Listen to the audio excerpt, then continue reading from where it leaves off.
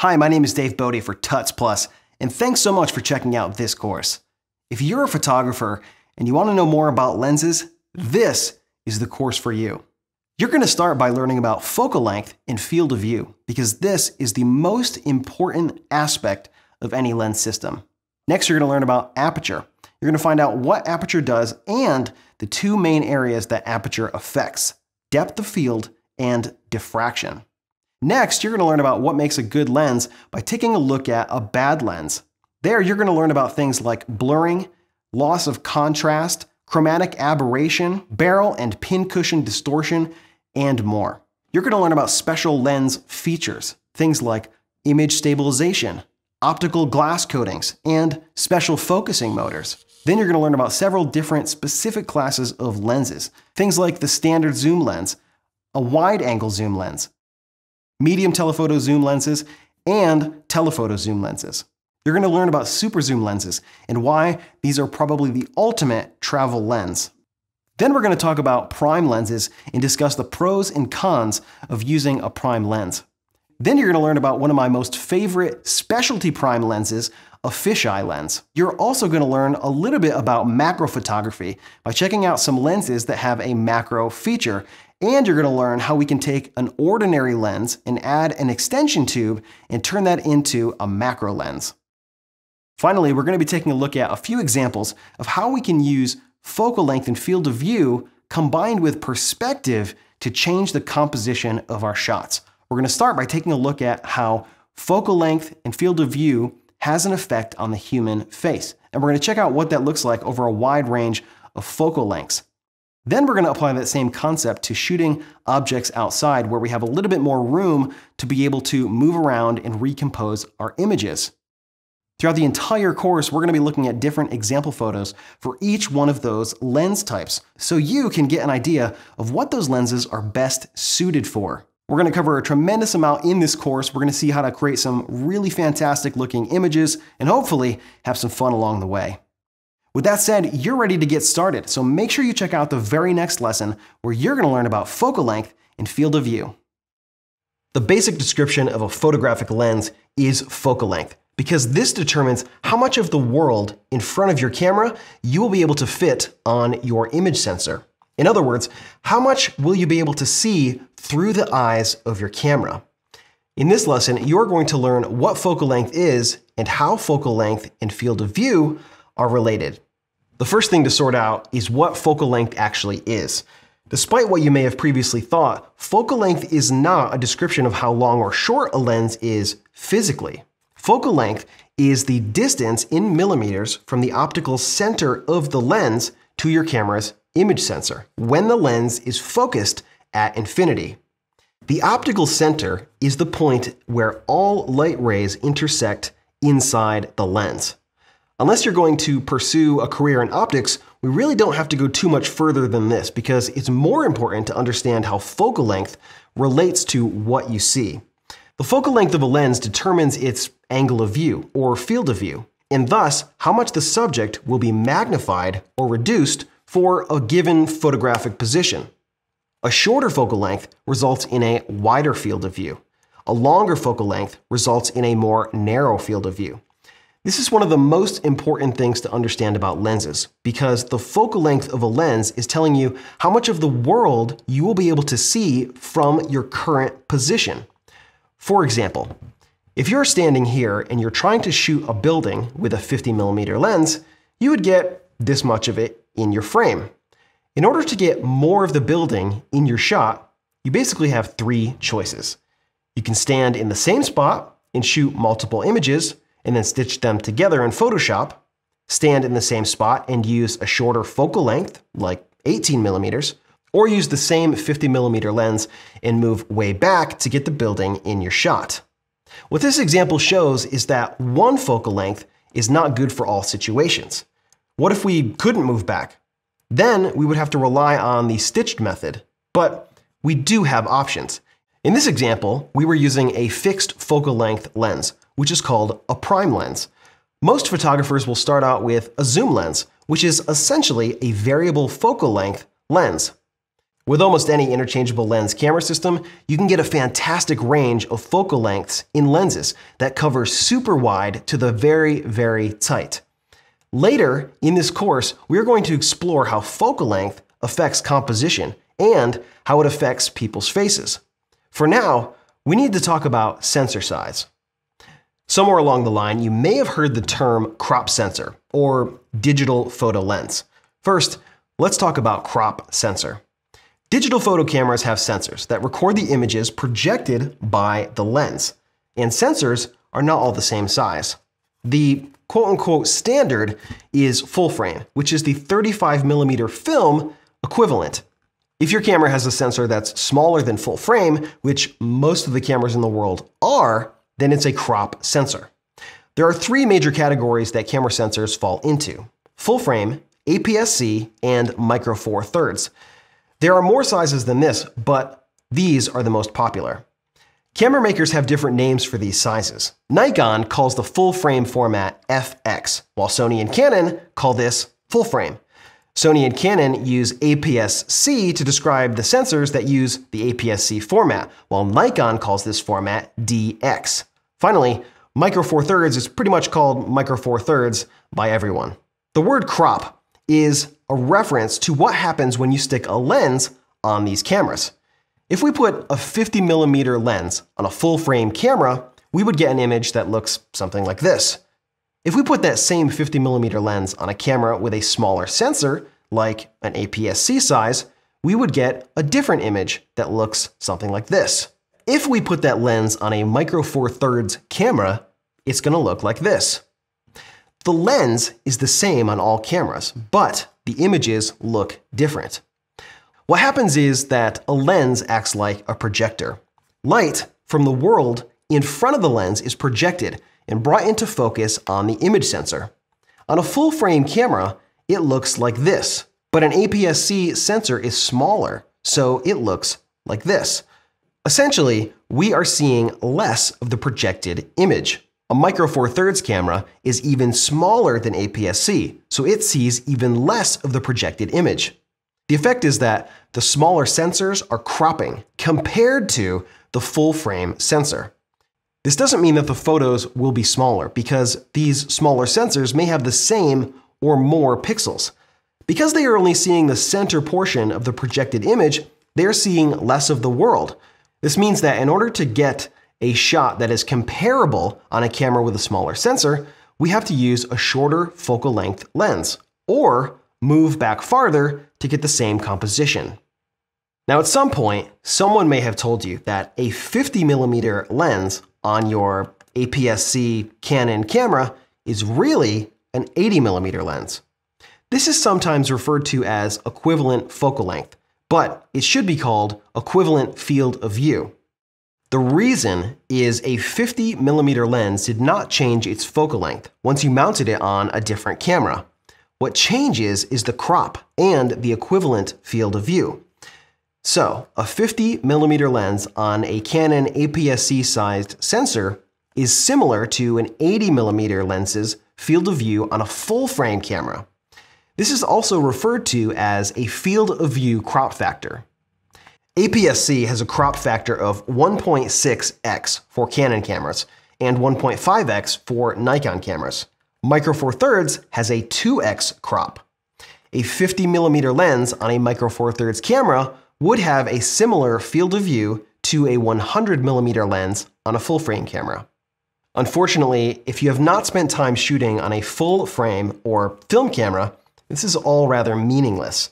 The way I like to think about it is like this. A crop sensor camera will be tighter, and getting ultra wide angles will have more distortion. Once you start shooting with your camera for a while, you will start to understand how to interpret this equivalent field of view much better.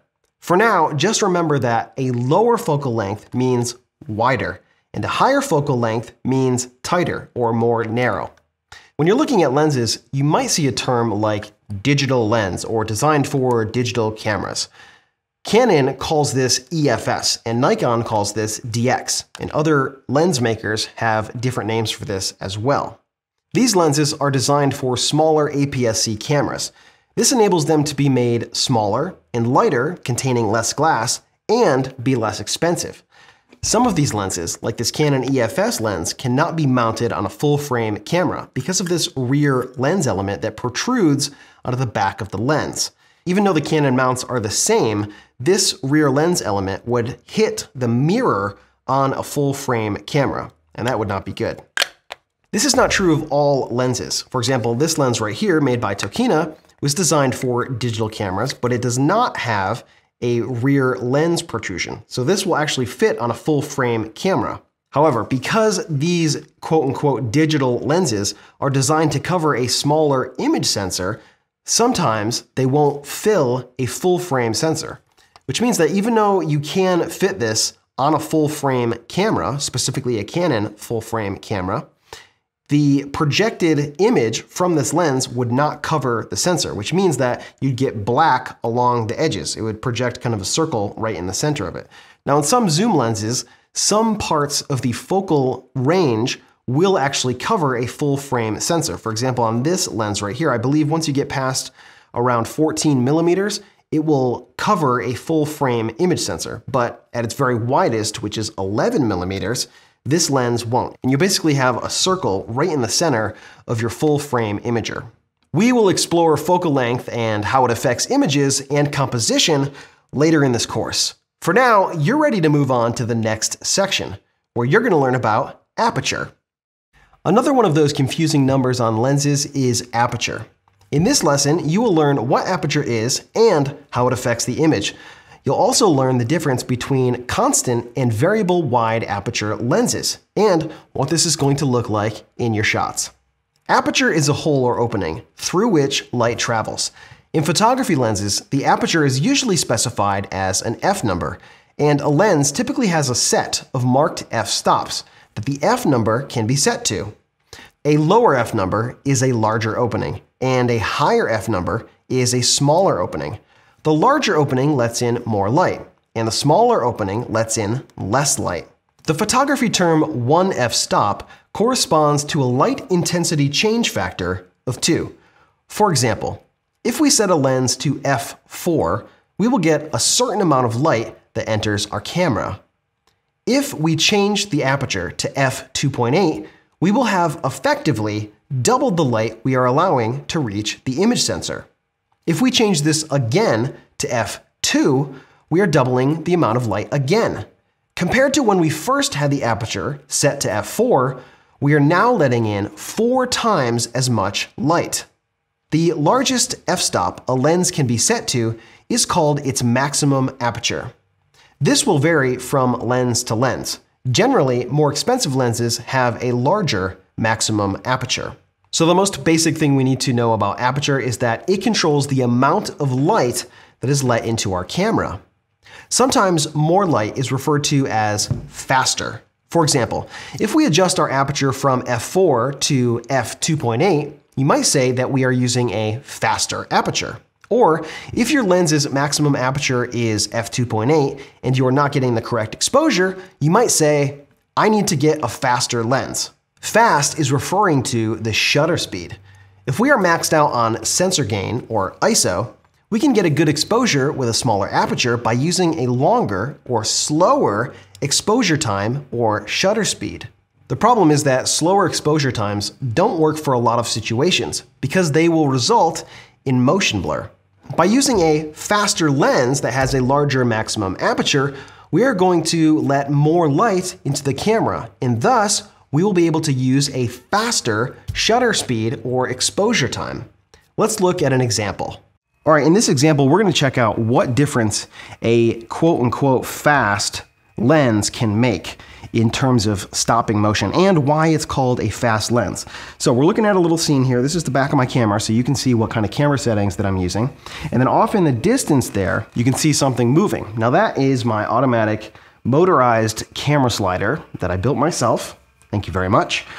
And the reason is because in the real world, it's hard to get people and other objects to remain constant. And if we were shooting outside, the light may change and that may change our metering. So this is a very controlled setup to see what happens and what we're going to get in terms of the exposure here. So I'm going to take it out of live view here. and I'm set to manual.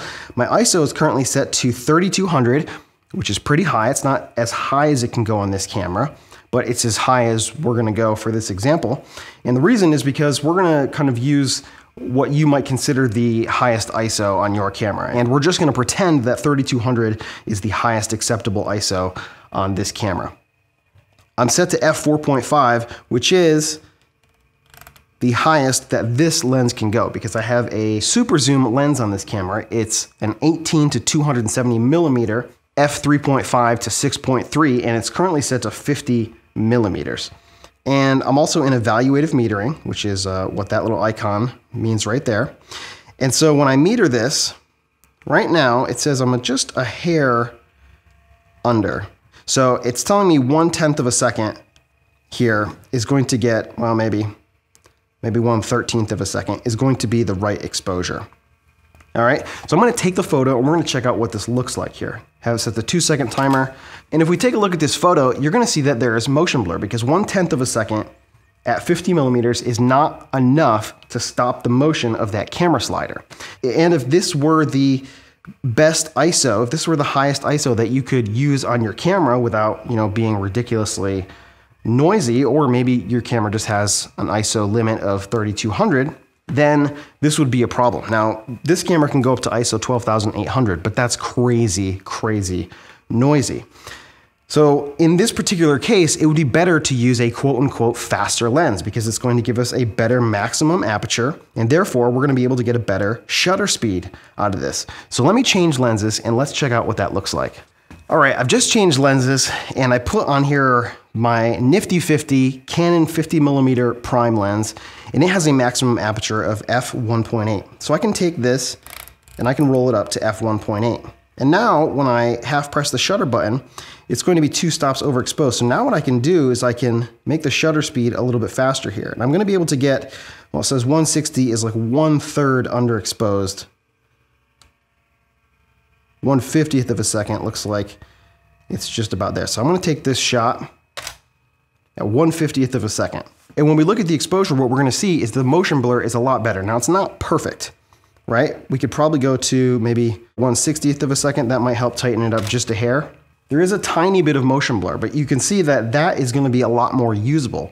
And so this faster lens here is gonna allow us to use a shutter speed that's much, much better for this particular situation. If our limit was ISO 3200, then the other lens would not be usable inside without a flash. With a flash, we would be able to add more light to our scene and we'd be able to use a faster shutter speed. Without a flash, right? If we were just shooting in available light, this is the best we would be able to get. Now, f1.8 is not the fastest 50 millimeter that you can get. You can get a f1.4, you can get an f1.2.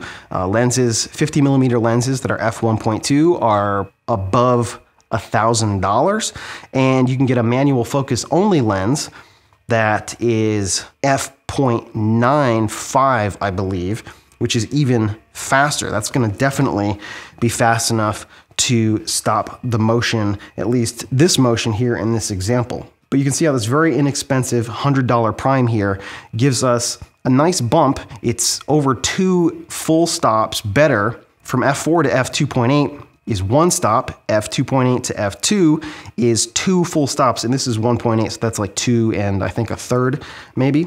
So it's giving us 2 1/3 stops better, plus we started at f4.5, so that's probably 2 2/3 stops better.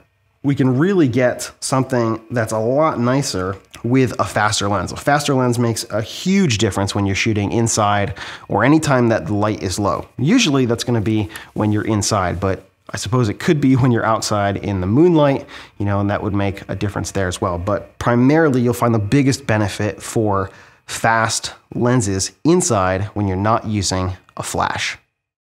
What this means is that when the light is low, as in when you're shooting inside, you want a lens with a larger maximum aperture. As noise levels on cameras get better as time goes on, this will become less of an issue.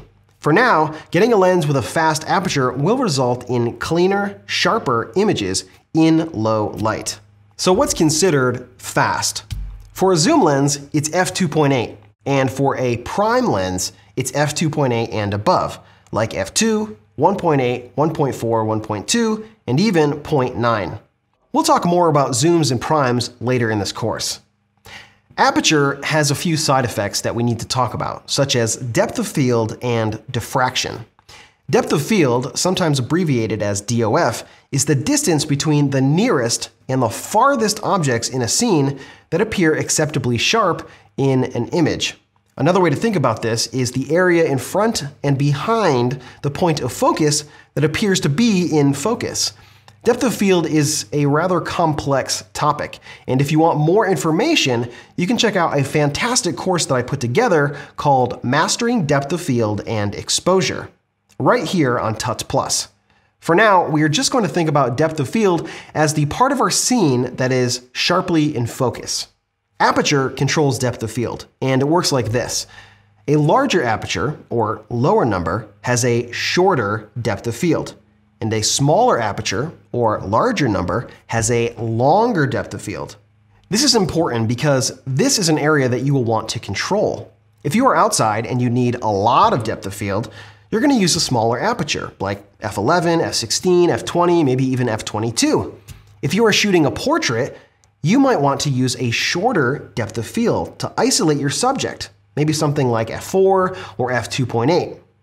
Most all lenses will be able to give you a small enough aperture to satisfy your long depth of field needs, so that's not really an issue. If you want super short depth of field, you're going to need a faster lens, and this is what can separate a lot of lenses. Some zoom lenses have a constant wide aperture. This means that no matter where you are in the lens's zoom range, the aperture remains the same. This is contrasted by lenses that have a variable wide aperture. These lenses usually start at a wider aperture on the short end of their zoom range. For example, this Tamron 18 to 270 millimeter lens is f3.5 to 6.3. As we go from 18 millimeters to 270 millimeters, the aperture gets smaller. This means that at the long end, this lens is letting in a lot less light. An aperture of f6.3 isn't nearly as wide as f2.8, but if you are shooting outside in nice bright sunlight, it would work just fine. The thing to remember is that with variable aperture lenses, you have less control over the depth of field and light levels as you use higher focal lengths. The other effect of aperture that I mentioned earlier is diffraction. Again, without getting super technical, this is what you need to know. Diffraction is the bending of light rays at smaller apertures. This causes the image to become noticeably less sharp.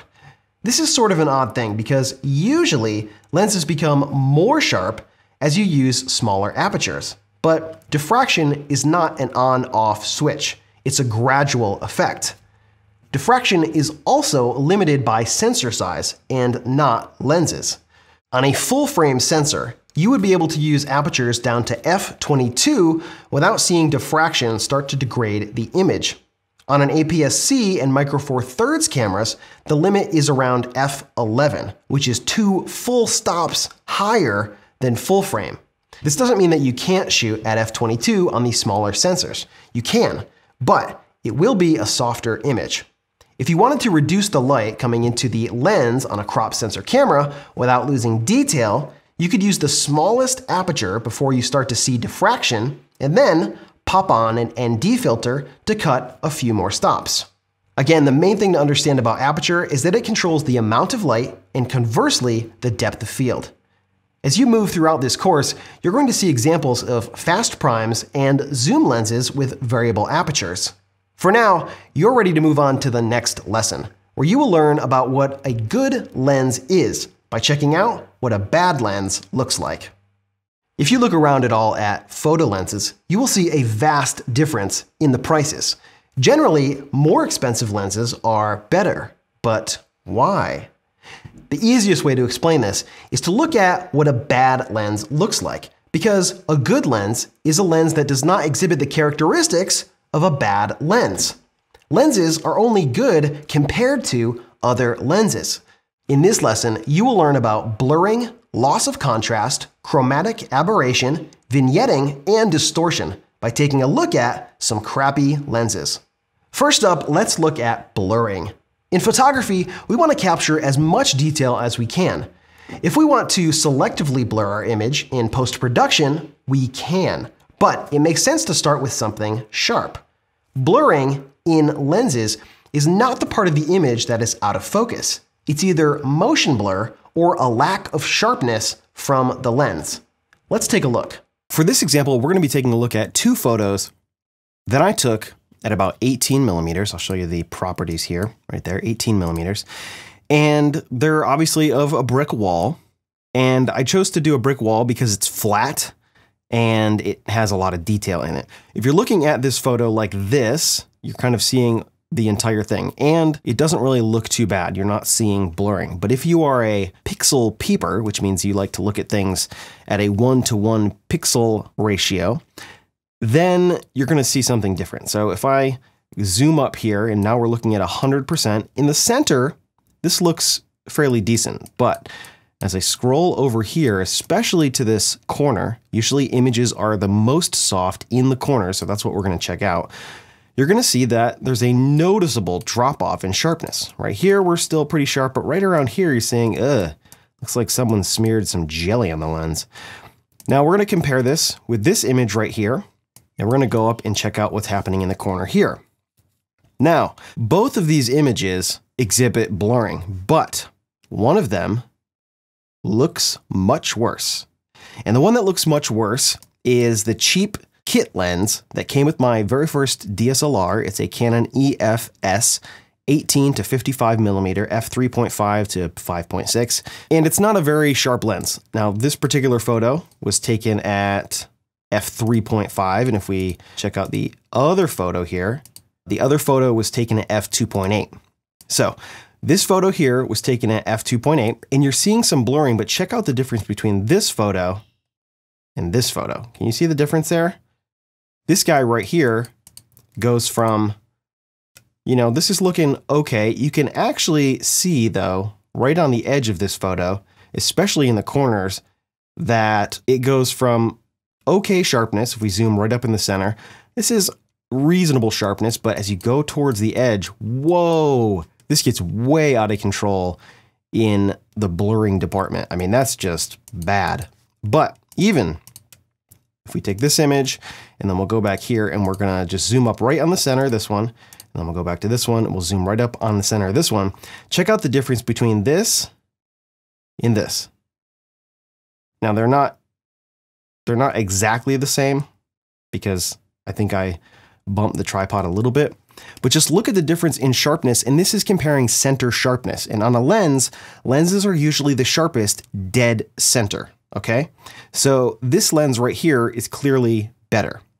And it's also better, as we just saw, in the corners. But overall, this second lens has an issue with blurring. It's just not as sharp as a better lens, as a more high quality piece of glass, even in the center. Now, this isn't awful sharpness, but it's certainly not as good as this. You can see this is much sharper. You can especially tell if you look at the details in the shadows right here. Just look at how sharp these shadows are rendered right in the center, okay? So keep your eye on that. And then when we go to the second one, you can see there's more, just very slightly more of a gradation there between these two images. I mean, they were taken probably less than 15 seconds apart.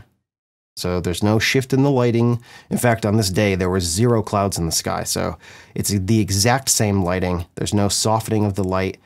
And you can see that this second lens here, what you'd call kind of a crappy lens, it's awful on the edges and in the corners.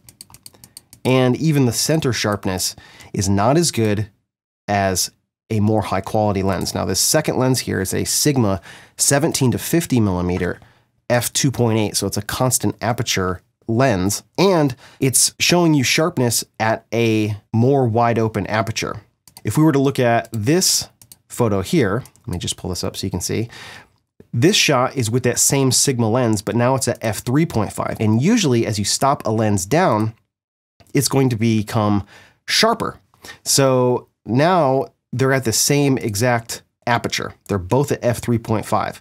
And this second shot here is probably going to look maybe just a hair sharper. It may not be perceivable that much, but if we look in the corner here, you can see in the extreme corners, it is showing you some sharpness. And usually, unless you're talking about the very best lenses, you're usually going to see a little bit of blurring in the corners, especially with zoom lenses. Prime lenses, maybe not so much, but you can see even in the center of these two images, if you were to only have this as your reference point, you'd say, that's okay. But compared to this, you'd say, that's not so great, right? It's not like ridiculously sharper, but if we were just to go over, we're still in the middle here, and we're going to look at the edge performance. So not the corner, we're just looking at the edge now. And so this is the cheaper, crappier lens, and this is the better lens. You can see it looks much sharper. So that right there is what blurring looks like. In better lenses, we'll do a better job with sharpness, and it won't exhibit as much blurring, especially in the corners and on the edges of the image. One of the things that makes a lens great is nice looking contrast. Contrast is detail, and lenses that have poor contrast performance, just like blurring, lack detail. Let's check out an example. In this example, we're going to look at the difference between two different lenses again on this picture of this desk here that I took, and I kind of backlit this with a studio strobe. And you can see here we have picture A and picture B, and they look really quite similar. The image shifts just a hair, but they're pretty close. They're both taken at about 50 millimeters at somewhere, I think around f5.6, right? Yeah. Again, just like the last image, if you're looking at the full image here, they both look okay. You can't really see a huge difference. What we're looking at is contrast, right? The difference between light and dark. Both of these were taken with the same flash setting, so it's going to be very, very consistent between these because this is not a battery-powered speed light. This is a studio strobe, so the consistency between these two shots is going to be pretty good. But just look at the difference between the contrast. Now, this second one is obviously sharper, right? That's pretty plain to see. But what we're looking at is the difference between the contrast of these two images, which is pretty subtle, right? I mean, this one isn't awful, but this one you'd say, that's better. And what I'm seeing is that this one looks punchier. The colors look a little bit more deep there. It just looks a little bit more contrasty. This one just looks flatter. And particularly, I'm looking at this area right here. I'm looking at the color tones in here, and I'm looking at the general kind of difference between the light and the dark tones in here, especially compared to this outer non-shadowed area here where it's getting the direct light. So if we look at this and then we go to here, this to me just looks like it has better contrast. You can just see that the tones in the second image just look punchier. They look deeper, they look richer, right? And that's another difference that you'll see between crappy lenses and better lenses.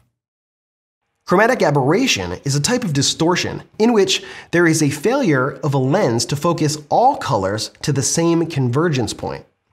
Put simply, chromatic aberration is a smearing of the colors that you can see on the edges of objects. Let's take a look.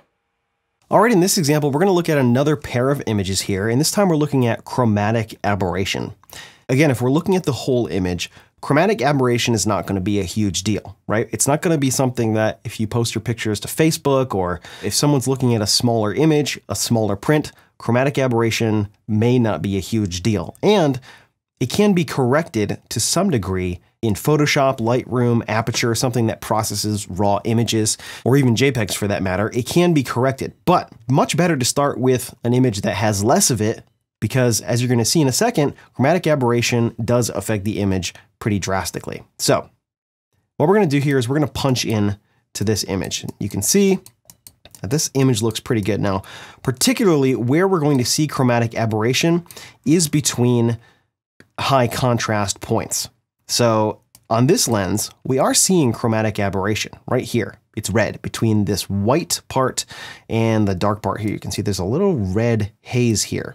And around other parts of this image, you're going to see that crop up as well.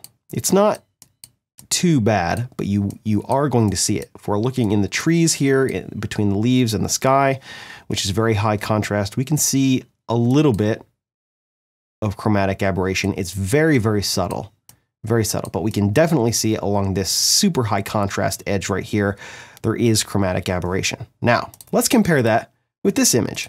And if we punch up here, we're going to see something completely different. Now, first, let's look at this leafy area here. What you're seeing here is a different kind of chromatic aberration, and this is more commonly referred to as purple fringing. And just like the other image here, this is chromatic aberration of the more red wavelengths of light, and this is chromatic aberration in the more bluish ends of the spectrum. This lens is not focusing the violet wavelengths properly, which is why we're getting this purple fringing. Now you can see that we are getting purple fringing here along the same points that we were on the other lens, but this lens is terrible. I mean, this is awful. Every single high contrast point looks like we smeared Vaseline on it. I mean, that's not good. For one, this lens is not nearly as sharp as the other lens, but even if it wasn't as sharp, we're still seeing chromatic aberration just ruin parts of this image, especially these real high contrast points in the trees here. It just looks like there's a big, giant purple glow around everything. Now, we can clean this up a little bit in a photo processing application, but this is pretty bad.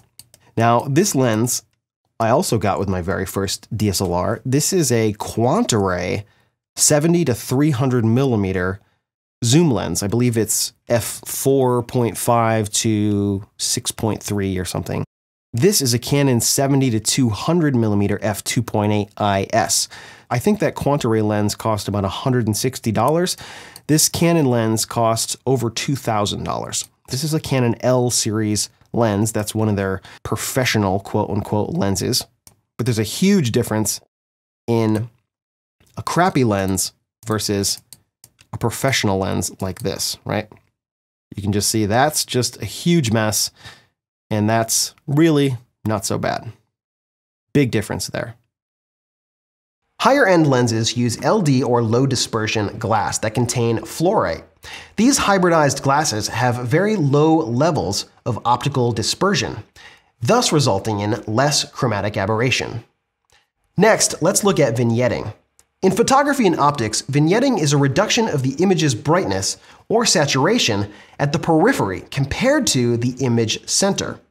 Many lenses have vignetting when set to their maximum aperture, but lower quality optics will have more. Vignetting also usually gets better as you stop the lens down. Let's take a look. In this example, we're going to be checking out vignetting.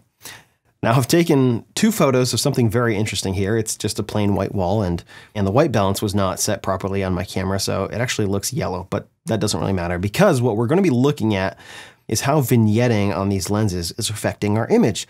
And the reason that I shot let's say it's a yellow wall here, is that when you're shooting in the real world, vignetting is often much more difficult to see because you don't know if you're seeing vignetting or the natural fall off of light in that particular area. So we shoot something that's a solid color that's lit extremely flatly so that we can see what the lens is actually doing. Now, this image does not look like it's displaying any vignetting, but if we look at this other image, now we're seeing something different. We are seeing a definite darkening in the corners and along the edge of this image. Now we're going to see vignetting more on the sides than we will the top because this imager is wider than it is tall, which means as we get closer to the edges of the projected image circle, we are going to see more vignetting, and we're going to get closer on the sides than we are at the top because this is wider. I should say that crop sensor cameras do much better with vignetting than a full frame or larger sensor camera, especially if you're using non-crop lenses or non-digital lenses, because these are projecting an image circle appropriate to fill a full frame camera. And these photos are in fact taken on an APS-C sized camera, which means that the full image circle is larger than this imager. So we're not seeing as much vignetting as we would on a full frame camera. If we stuck these same two lenses on a full frame camera, we would see more vignetting probably out of both lenses.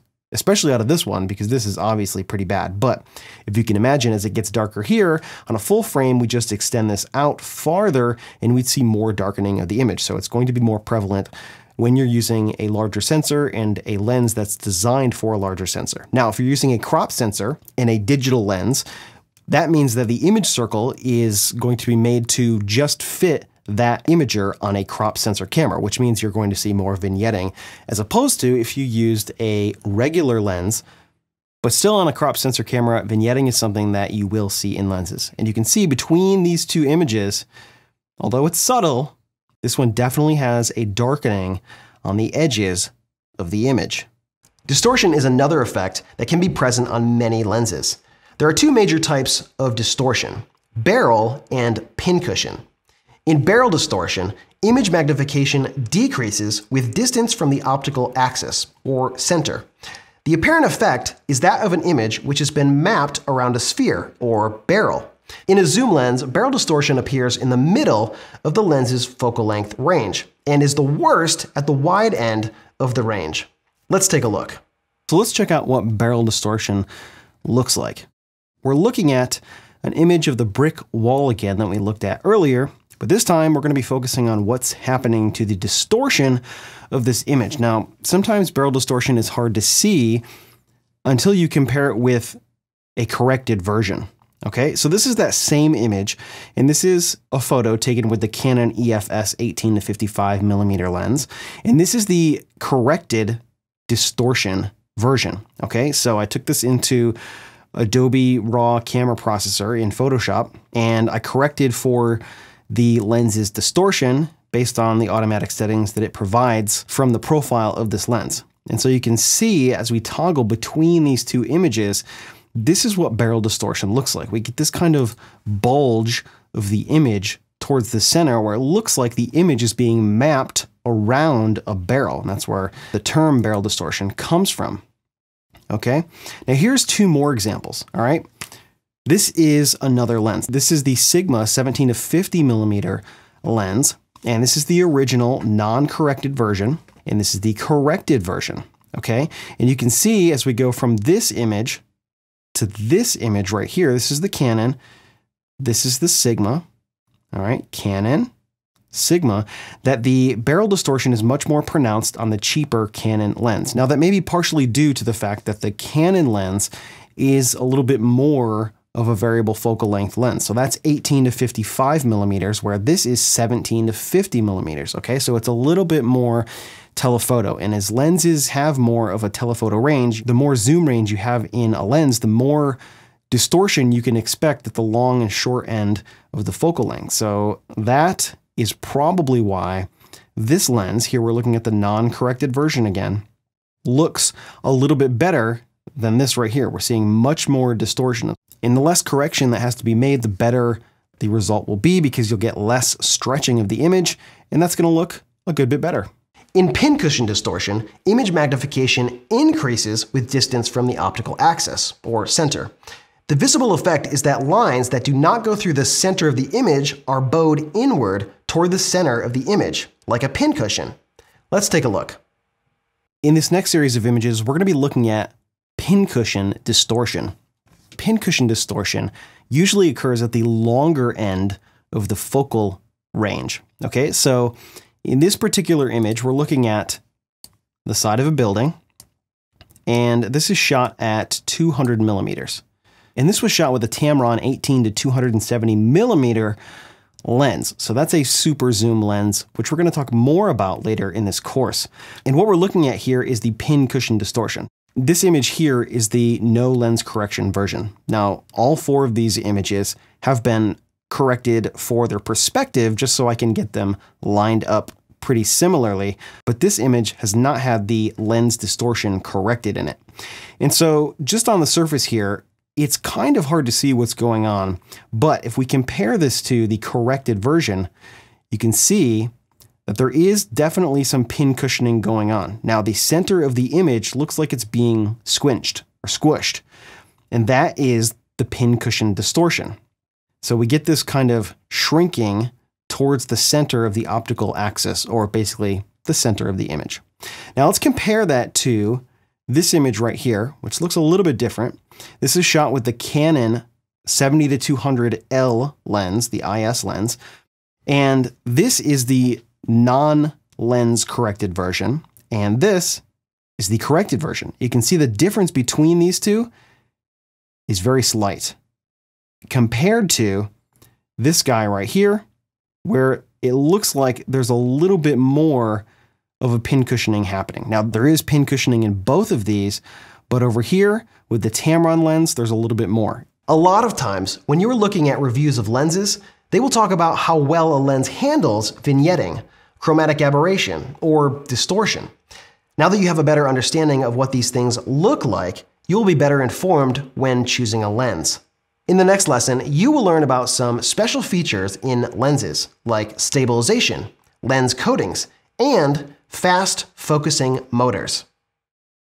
Better lenses will often have features such as ultra-fast focusing motors, fancy lens coatings, or image stabilization. But what are all these things? Is any of it actually worth it? In this lesson, you will learn about all of these features and why you might want to look for them in your next lens. Image stabilization is a fantastic feature to have in a lens, but what exactly is it? Lens-based image stabilization, or optical image stabilization, are techniques used to reduce blurring associated with the motion of a camera during an exposure. The sensors in the lens analyze vibrations and then apply correction via a special stabilizing lens group that shift the image parallel to the focal plane. Motion blur is canceled, resulting in a sharper image. This allows you to shoot at slower shutter speeds and still get sharp images. Different lens makers have different names for these techniques, such as OIS, or optical image stabilization, optical steady shot, SR, which is shake reduction, VC, which is vibration cancellation, VR, vibration reduction, Mega OIS, and Canon just calls this IS for image stabilization. There's also stabilization that can be done in the camera, but what we're talking about here is done with the lens. Let's take a look at how this helps make sharper images. So let's check out an example of image stabilization in action. Here we're taking a look at a video I shot in my backyard, and I'm shooting handheld at about 18mm with a DSLR. Now what I'm going to do is switch on image stabilization and hold the camera the exact same way and check out the dramatic difference in what image stabilization does. Now it doesn't completely eliminate all motion, but it does smooth it out tremendously. Now we're looking at a shot here. I believe this is at about 270mm, and you can see the amount of shake is just incredible, right? It'd be very difficult to get a shot like this, but as soon as I switch on image stabilization, you can see the dramatic effect that it has on the image. Everything is smoothed out and things are looking much better. Now you will see some jitters and jumps from time to time, but that's just the way image stabilization works. So probably where you'll see image stabilization have the most dramatic effect is when you're at a more telephoto range. So this first one here, this image of these two horses on a playground, was shot with a 270mm lens, handheld. I was probably 20 or 25 feet away. The shutter speed is 1/30th of a second. Now, if you're shooting at a focal length of 270mm, handheld, on a crop sensor body, that is really slow, because the general rule in photography when you're shooting handheld is you shoot 1 over your focal length, or your effective focal length. And a 270mm lens on a crop sensor body has the equivalent focal length of a 430mm lens on a full frame camera. So what that means is the threshold shutter speed, which means just probably barely sharp with good technique, would be somewhere around 1/500th of a second. So a little bit faster than what the focal length is, or the effective focal length is. And what I shot this image at was 1/30th of a second. Now you can see from this image here, if we look at a 1:1 pixel crop, this is not sharp. There's motion blur in this image, but that's because image stabilization was off for this shot. If we look at the next shot and we look at a 1:1 pixel crop, what you'll see is that this image is acceptably sharp. Now it may not be as sharp as if I put it on a tripod, but to my eye, This looks perfectly fine and perfectly usable. It's a heck of a lot better than the one that I shot right before it with image stabilization off. That one is not usable at all. There's way too much motion blur. And 1/30th of a second is way, way slower than what we should be shooting at to get a sharp shot. So if we were at 1/500th of a second, half of that would be 1/250th of a second. Okay, so even at 1/250th of a second, it would be very, very difficult, probably impossible to get a still shot using that kind of focal length handheld. We cut that in half again. Now we're down to 1/25th of a second. Half of that would be 1/60th of a second. So that's 3 full stops. 4 stops would be 1/30th of a second. There's no way, even with really great technique, that you can shoot a still image at 270 millimeters on a crop sensor body at 1/30th of a second. It's just not going to happen.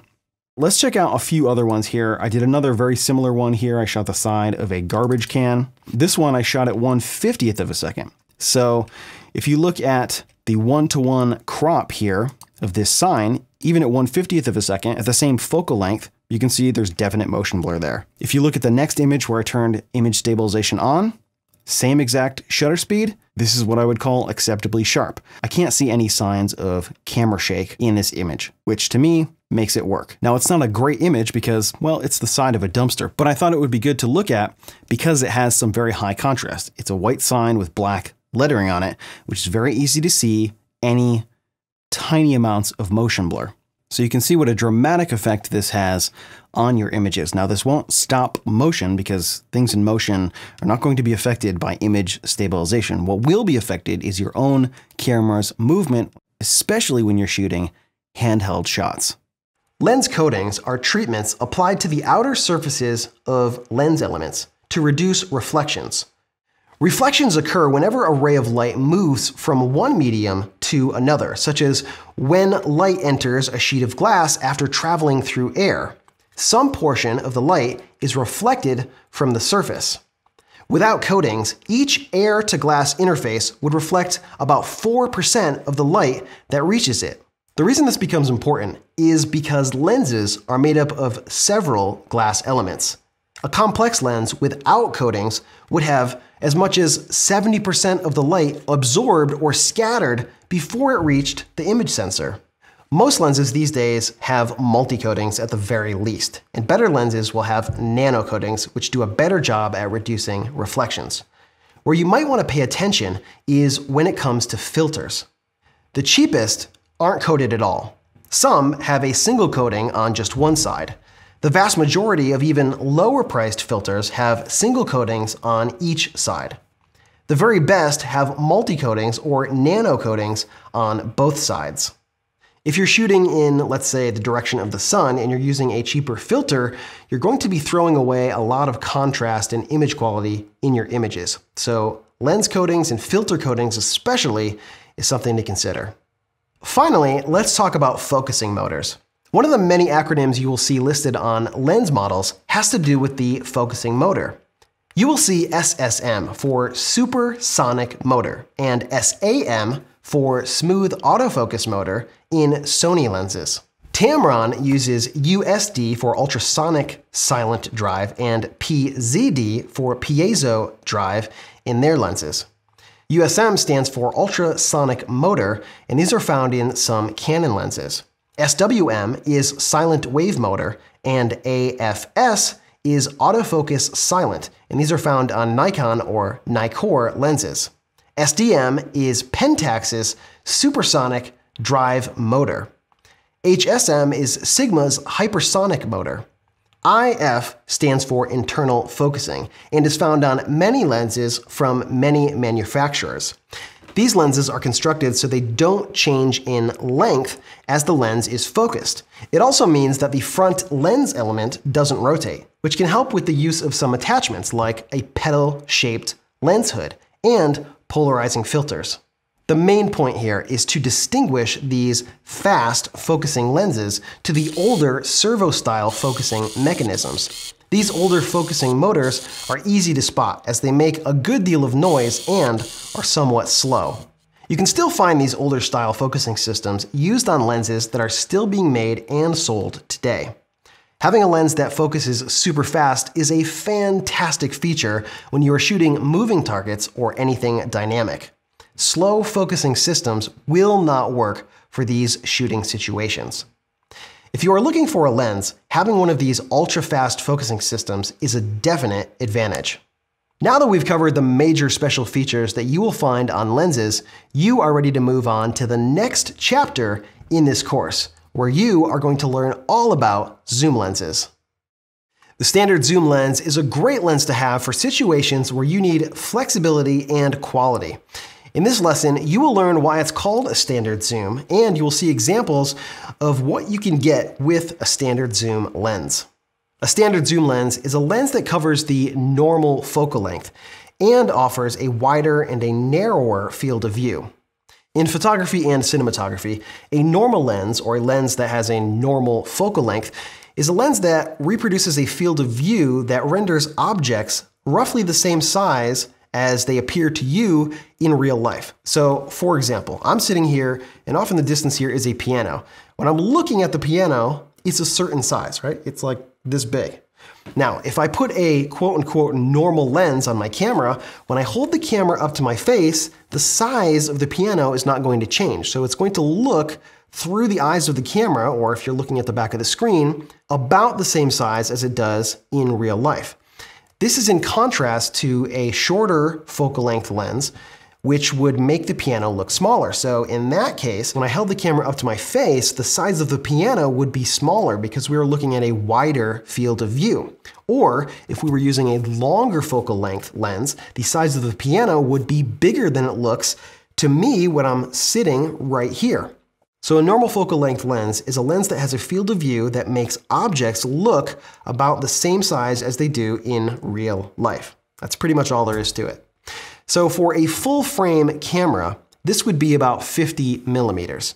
For an APS-C, this is around 28 to 30 millimeters, depending if you're using a Canon or a Nikon APS-C sized camera. And for micro four thirds, it's about 23 millimeters. If you had a full frame camera, a standard zoom might be 24 to 70 millimeter. For an APS-C, you would be looking at a lens just like this, which is a 17 to 50 millimeter. And a micro four thirds camera would be around 12 to 35 millimeters. Notice that if we apply the field of view crop factor multiplication to these lenses, they're all about the same. The 17 to 50 millimeter is the equivalent field of view of a 27 to 80 millimeter lens when we use the 1.6x crop factor for Canon APS-C sized cameras. For Nikon's DX cameras, we get a 25 to 75 millimeter equivalent field of view. For the micro four thirds cameras, we just have to double it. So we take the 12 to 35 millimeter standard zoom, and that's going to have the equivalent field of view of a 24 to 70 millimeter lens on a full frame camera. So all of the standard zoom lenses have roughly the same field of view. It's also worth mentioning that for many cameras, these lenses are interchangeable. You can take a Canon EF lens that was designed for a full frame camera and put it on a Canon APS-C camera. It'll work just the same, but you will have the field of view crop factor to deal with, which makes the lens have a narrower field of view. You can also use these lenses with a micro four thirds camera systems using an adapter. Depending on what adapter you use, some of the features of the lens may or may not work properly. So the 24 to 70 millimeter lenses and the equivalent field of view lenses on crop sensor cameras are the standard because they offer a general purpose range from wide angle to short telephoto, thereby giving you really fantastic flexibility. Let's take a look at what these standard zoom lenses look like in action. All right, we're going to check out several photos that I've taken with a standard zoom lens over the last 9 years or so. Now, the first several photos are of a trip that I took to Kazakhstan, and on that trip, I used a Canon 18 to 55 millimeter lens on my Canon 300D Digital Rebel.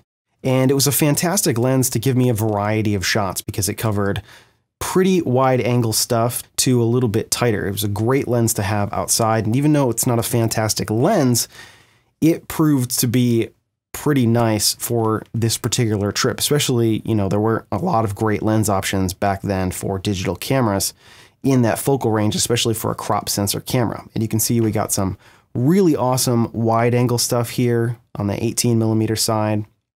And then you'll see some nice tighter stuff. And it was great for a variety of things. You know, it allowed me to get fairly close. Now I had another lens with me on this trip, 70 to 300mm. Both were super inexpensive lenses. Here's a nice little beauty shot near an open window. You can see I got some really great landscape shots here to show off. And I got some nice stuff that was a little bit tighter, like this crazy looking bug there. But you can see we can go from really wide to some stuff that's more portraity in the 50mm range of this lens. And what we'll find out coming up shortly in this course is that 50mm is actually a really nice kind of middle of the road focal length for portraits. Maybe not the best focal length, but it definitely works, and it's much better than using a wide angle lens. But stuff like this in a car, you can't get that with a medium telephoto lens or a telephoto lens. It's just physically not possible. So that particular lens worked really great for that. Now the rest of the photos here were shot with another standard zoom lens. This lens is the Sigma 17 to 50mm f2.8 with optical image stabilization. And you can see here's some engagement photos that I shot with it. And this works for a whole bunch of stuff as well. You know, it's a real similar focal length range. Works for taking pictures of just regular old stuff. That was a cake that my wife made on my daughter Ella's birthday there. And here's some shots that I shot with my family in Disney World. You can see it's great for some nice architecture stuff. And this is a shot of a live show here. This is a great walking around lens because it gives you a really great range for focal lengths. Here's some photos that I took of my good friends Todd and Elizabeth around Christmas time a few years ago. And I take a lot of family photos of my own family and my relatives, my brothers and sisters' families as well. Here's a shot that I did on vacation. Here's a shot of my son at a science museum holding a dinosaur bone. Here's some more family photos that I took. This time I used a flash with a reflector as a diffuser. Now a shot like this actually worked really well for this particular lens. My back is right up against a wall behind me from where I'm shooting this. Well, actually I'm right there, but where the camera was, I couldn't get it back any farther. I'm at 18mm here. I could have used a more wide angle lens and got closer, but you'll get more distortion on the edges of the image. And that wouldn't have worked because, you know, they're jam-packed in here. This is straight from the camera, so it hasn't been cropped in at all. And so there's people's faces that are right near the edge of the frame and they would have got distorted and that wouldn't have worked very well at all. Here's some shots of my good friends Rob and Catherine and their son. This one here is straight out of the camera with no cropping or editing. And a lens like this works great, you know, when you're out and about in daylight and, you know, maybe with an on-camera flash, but it also works really well in a studio situation where we're using off-camera flashes or strobes. In this particular case, I'm using several speed lights and strobes to get these shots of my buddy Todd, and this is my good friend Josh here. This is my daughter Ella, shot with the same lens with a couple of off-camera speed lights. And then the next couple of shots are team photos that I did of my kids' wrestling team, and this was all shot at 50mm. Now, sure, I could have used a prime for this, but it's much more convenient and easy to do the setup and get the composition and framing really quickly with this standard zoom lens. When you're dealing with a bunch of young kids, you have to move quickly, and so the standard zoom worked out really well. Here's a shot that I snuck using another photographer's strobe, and I did this at the New York State Wrestling Championship. My daughter is the one all the way to the left. She got 4th place here, but I took this again using the same lens. So this lens works really great for a variety of shots, landscape, architecture, and even some portraits. This is a recent photo that I did, and I used in another course for Tuts Plus, and I shot it with my son Lincoln here playing the piano, but this was again at 50mm, which is a great focal length for shots just like this. The vast majority of the standard zoom lenses in use are kit lenses that you'll often see bundled with many DSLRs or mirrorless cameras. Some of these kit lenses are just okay, like this lens right here, which came with my very first DSLR. This is an 18 to 55 millimeter f3.5 to 5.6 standard zoom lens. These just okay lenses are usually made at the lowest possible price, but still achieve acceptable performance. These lenses are capable of producing decent quality images, but do have some limitations. When stopped down, they usually perform a little bit better. Even though they may be a little bit soft in the edges and corners, center sharpness can often be quite good. If you are limited on funds, or you are someone who normally makes very small prints, an okay lens can be quite useful to begin with. On the other hand, if you want to make large prints, shoot with the lens wide open, and/or need corner-to-corner sharpness, a just okay lens would not be a good choice. Next up on the food chain are lenses that make more extensive use of metals for the internal parts, such as gears, cams, and retaining rings. And the lens mounts on these lenses are usually always metal. They usually have better focusing motors, which result in quieter and faster focusing. These quote-unquote better lenses usually have a distance scale for focusing and often use internal focusing, which is not only faster but also means that the lens doesn't change length during focusing and the front element doesn't rotate. The optical quality is somewhat better than the cheaper okay lenses, and this shows up in better performance at larger apertures and better edge and corner quality. The overall image quality may be improved by using a few special elements, such as aspherics or elements made from low dispersion or high index glass. These things all add up to the lens's performance, but make the lens more expensive to build. Better lenses generally provide the best value for most photographers. The very best lenses are designed with performance in mind, and they tend to be quite expensive. Usually you'll find these lenses with a metal barrel and internal metal components. They may be designed to stand up better to hard or professional use, and some may include better sealing against dust and moisture. Canon's L-series lenses, for example, have sealing gaskets at the lens mounts, and also have waterproof sealing around the switches. The very best lenses often use multiple elements made of exotic glass and/or expensive optical materials such as fluorite. They also include a heck of a lot of optical wizardry that makes these the very best lenses that you can buy in terms of performance. Those who need the very best in terms of performance, as well as superior durability, often choose lenses that fall within this range. The scope of lenses is pretty vast. You have OEM lens makers from Canon, Nikon, Sony, Pentax, Panasonic, Olympus, Leica, Sigma, Fujifilm, and Samsung. And then you also have third-party lens makers such as Sigma, Tamron, and Tokina, as well as many others. The other third-party lens makers mostly make prime lenses. The main advantage of these third-party lens makers is cost. Some of the lenses you get from third-party lens makers are nearly as good or better than the OEM version for 2/3 to half of the cost. Now that you know about standard zooms, the range of quality that you can find, and the scope of lens makers, you're ready to move on to the next lesson, where you're going to learn all about wide-angle lenses.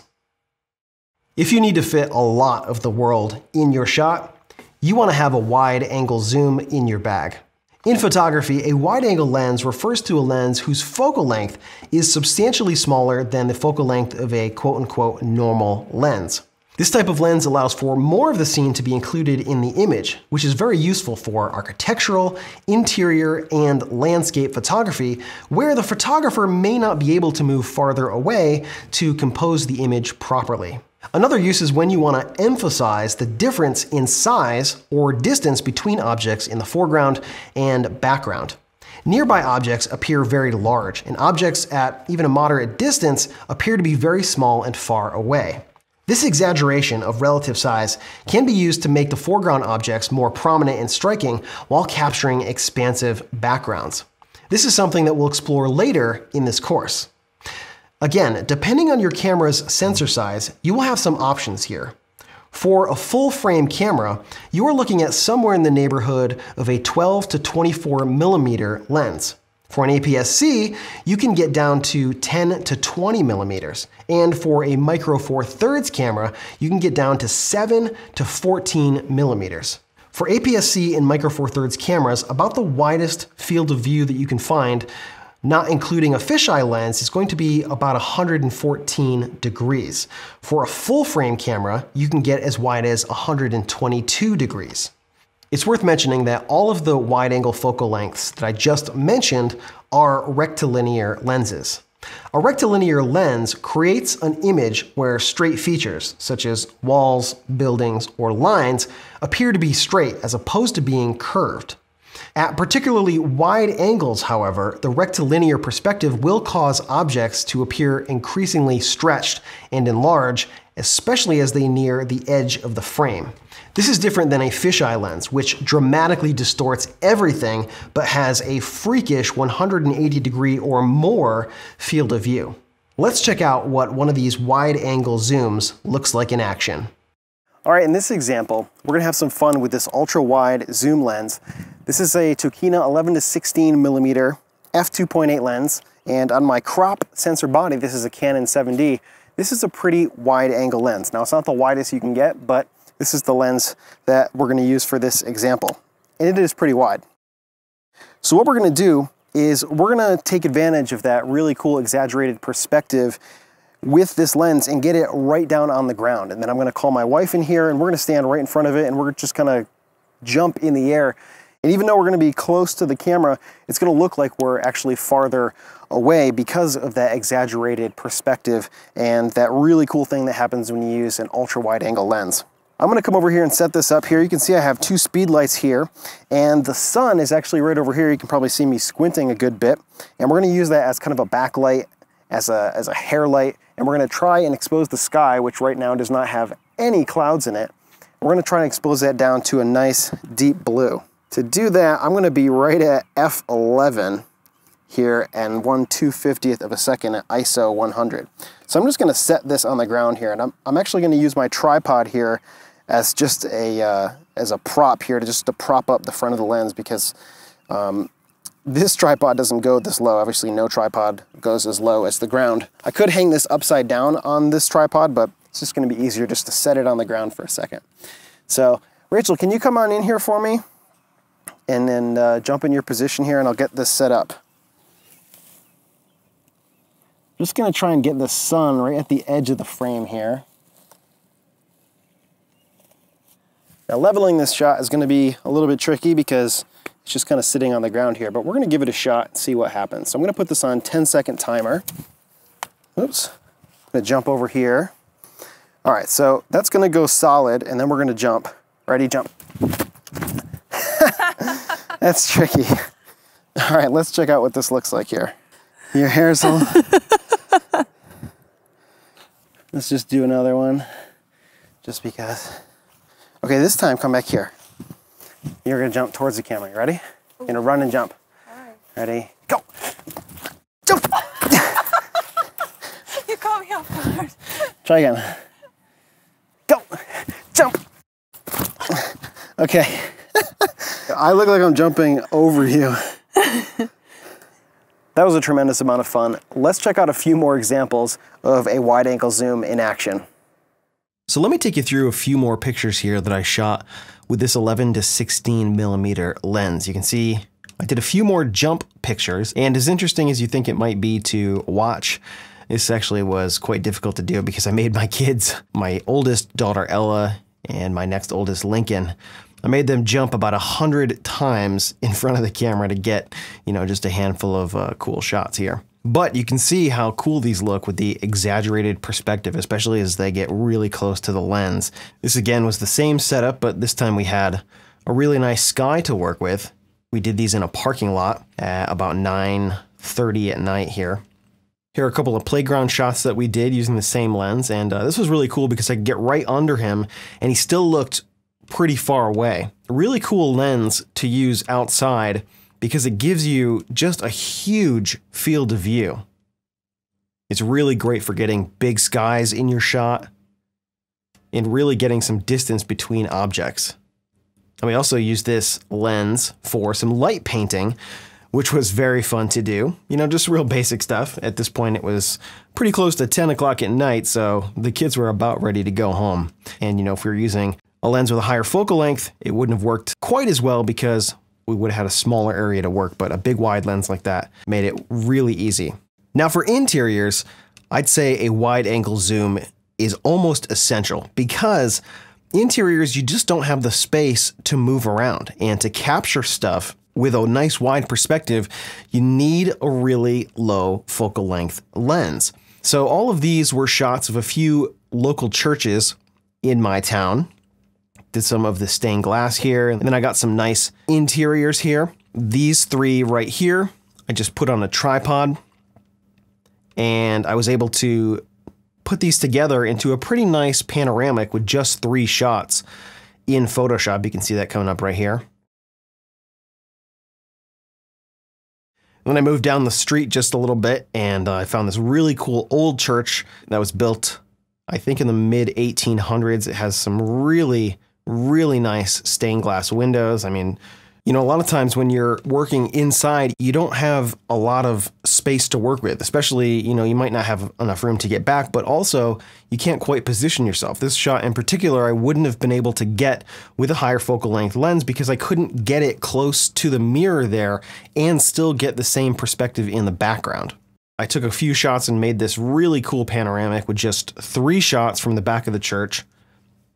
But I was able to capture all of these really nice stained glass windows. And, you know, when you're limited in space, having a wide angle lens, a wide angle zoom like this is really cool because it just allows you to capture so much more. Here's another panoramic that I shot with just 3 images. Now, wide angle zoom is not only for interiors, although that's one area where it really shines. It's also great for outside. Check out these few pictures of this giant tree that I found in this really old cemetery. This lens in particular, this 11 to 16 millimeter, yes, at 11 millimeters, it does have some distortion, but corrected, it's actually not that bad and you don't really notice it. And I couldn't get these shots any other way. If I moved back any further, I wouldn't have been able to get underneath the tree, so it would have looked completely different. These wide angle zooms give you a fantastically wide, very unique perspective on the world in front of you.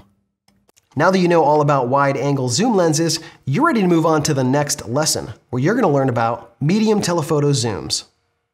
A medium telephoto zoom lens fills the gap between a standard zoom lens and the full telephoto zoom lens. It can be an excellent lens to have if you need a little more reach to your shots. In this lesson, you will learn about the medium telephoto zoom lenses and see what they look like in the real world. At this point, I should tell you that long focal length lenses are often informally referred to as telephoto lenses, although this is technically incorrect. A telephoto lens specifically incorporates the telephoto group. This would include medium telephoto, telephoto, and super telephoto lenses. That said, what we are looking at are higher quality lenses that have become popular in the market today. Coming up in the course, we will look at super zoom lenses, which go from wide to super telephoto, but you trade off image quality. If you want something that's a bit better, you need to look at lenses that have a more limited range. A medium telephoto zoom lens is a lens that has a field of view around 10 to 30 degrees. On a full frame sensor, this would be a 70 to 200 millimeter lens. On an APS-C, you'd be somewhere around 50 to 150 millimeters. And for micro four thirds cameras, you'd be around 35 to 100 millimeters, or somewhere in that neighborhood. There's not really a strict range for these medium telephoto zoom lenses. For example, we could put this 70 to 200 millimeter lens on an APS-C camera and get most of the range that you would need with a bit more on the long end. This is not your typical walking around lens because at the widest, these lenses are pretty tight. Let's check out what these focal lengths look like in action. Now, the next several photos that we're going to check out here were all shot using medium telephoto zoom focal lengths. Now, they all weren't shot with a medium telephoto zoom lens because for an APS-C sized camera, there's not a whole lot of strictly medium telephoto zooms available. I think there's actually only one. It's made by Sigma. It's a 50 to 150 millimeter lens. For full frame cameras, you'll see 70 to 200 millimeter lenses, but for APS-C cameras, a lot of times you often have to use lenses that are either slightly wider at one end or slightly tighter on the other end, because they don't really make a lot of lenses available that fit the medium telephoto zoom perfectly. But all of these were shot with medium telephoto zoom focal lengths. A lot of these, you'll recognize some of the Kazakhstan pictures. Again, these were shot with a pretty crappy Quantaray 70 to 300 millimeter lens. Now, that's not really a medium telephoto lens. That's kind of medium telephoto to telephoto. Most of the other shots in this series of photos were shot with a 28 to 75 millimeter Tamron f2.8 lens. Now, on a full frame camera, a 28 to 75 millimeter lens would be pretty close to the standard zoom. It's actually right in the same neighborhood as you find most of the standard zoom lenses for full frame cameras. When you put that lens on an APS-C body, it occupies the area in between a standard zoom and a medium telephoto lens. Now, the photos that you're looking at are all medium telephoto focal lengths because that's what I searched.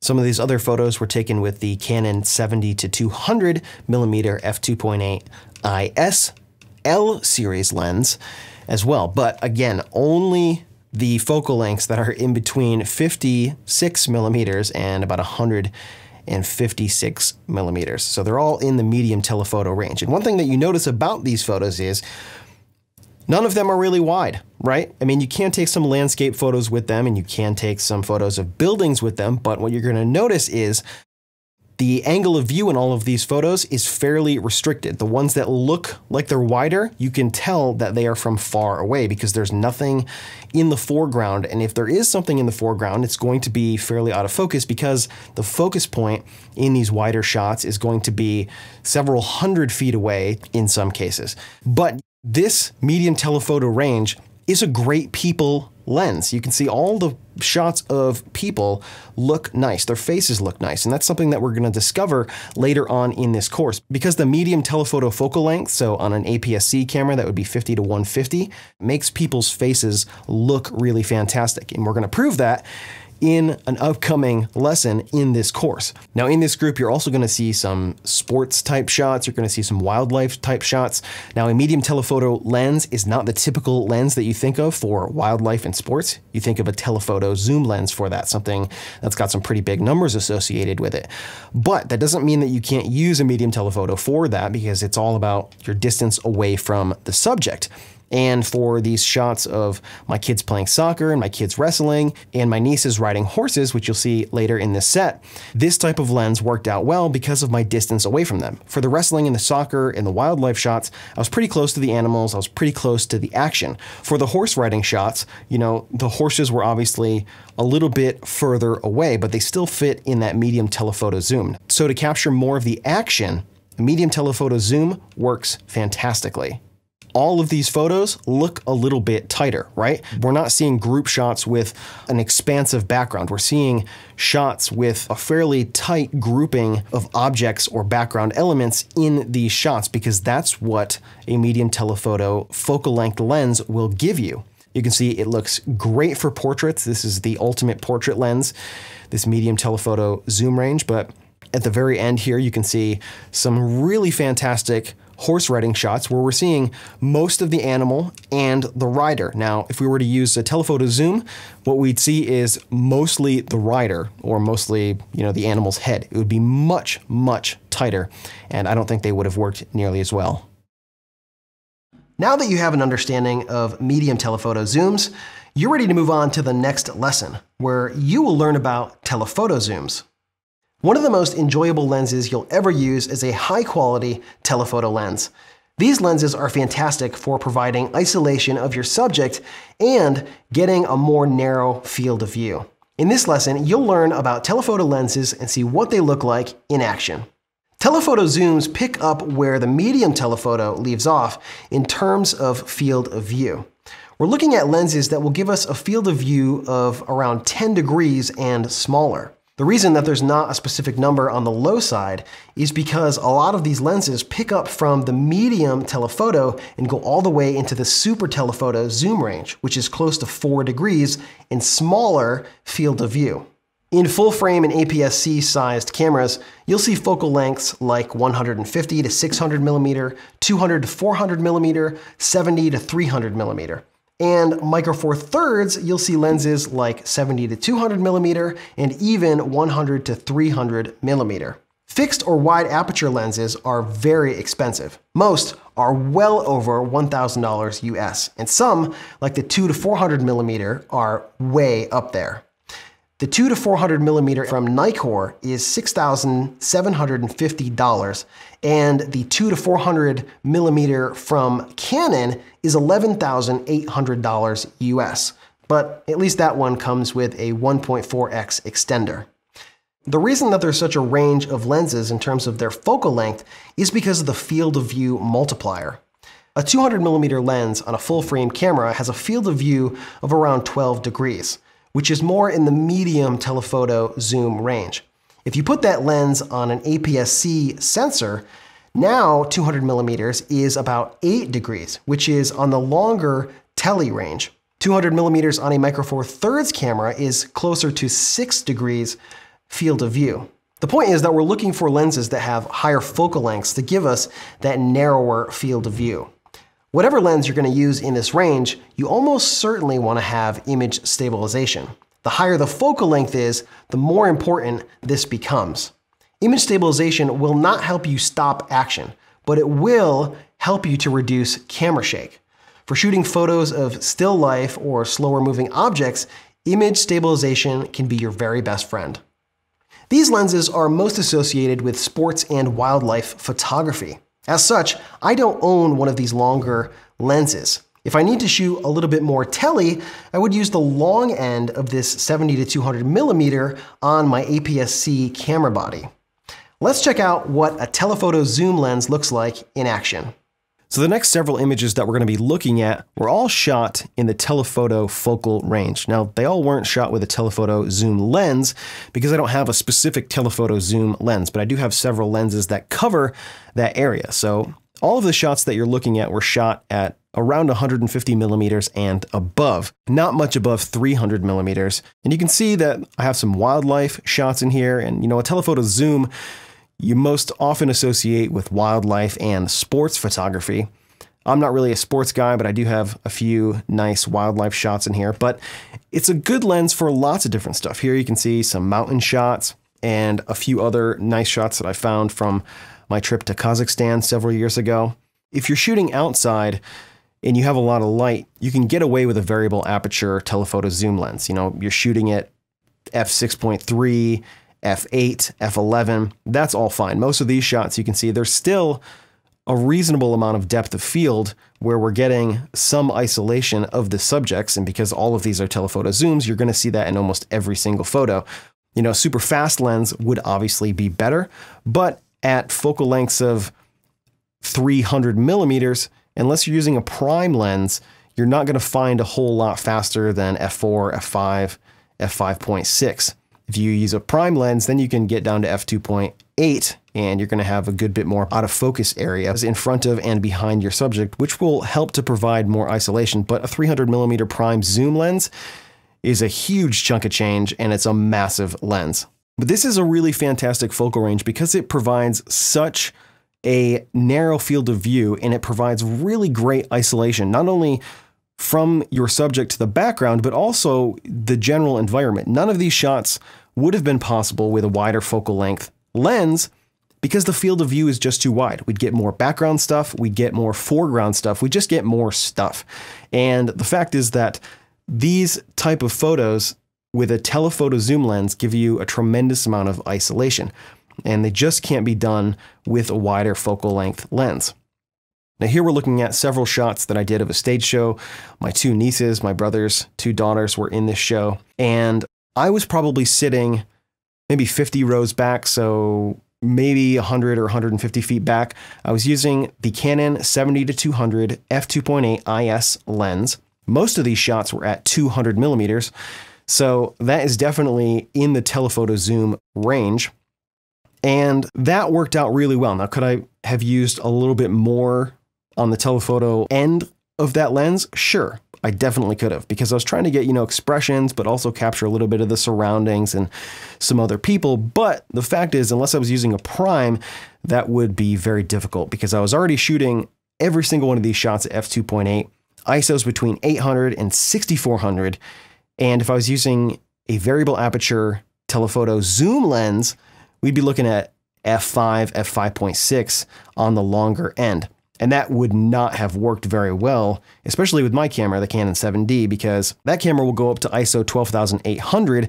Some of these shots were wide open at ISO 6400.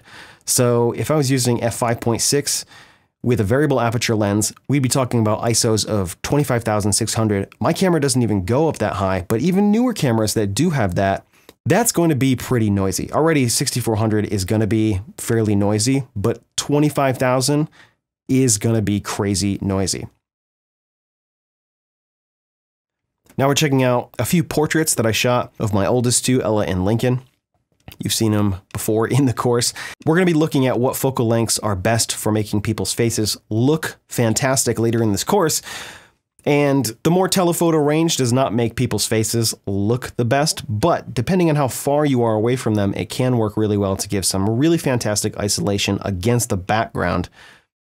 And also shots like this, you know, there's a really cool moon shot, and it is cropped in a fair amount, but that shot would be impossible with anything else but a telephoto zoom or something in the telephoto range. Now, there is something very important to note with a telephoto zoom lens or any really long lens.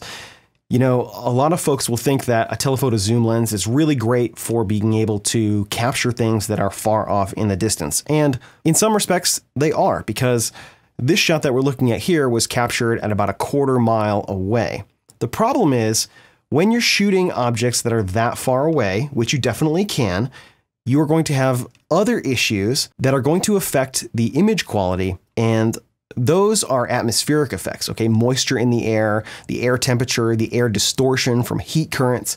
We're going to check out a 100% crop of this image, and what you're going to see is that it looks okay small, but when you're looking at it close up, it's actually pretty distorted. Now, I was shooting on a day that was probably in the 80s Fahrenheit, and so it wasn't crazy hot, but even on a relatively warm day, we were getting a lot of heat distortion. Now, some of this distortion was coming from the air currents moving up from the roof itself because they're sitting there baking in the sun all day. But if you look at the roof, it's all kinds of ripply, and I promise you that's not the lens that we're looking at. That is the air distortion that we're getting from this field that was in front, and the air currents and the distortion that's happening from the sun beating down and things of that nature. So it is something that you want to take notice of and keep in mind, because at some point, at some distance, the atmospheric conditions will affect your image much more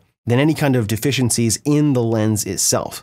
At a certain distance, and this will depend on the temperature and the moisture in the air, you are going to have issues shooting through more atmosphere to get to your subject. But that aside, a telephoto zoom lens is a fantastic lens for capturing all kinds of really great shots with that really super narrow field of view. Now that you have an understanding of telephoto zooms, you're ready to move on to the next lesson, where you're going to learn about super zooms. If you only had one lens to take with you on vacation, it should be a super zoom.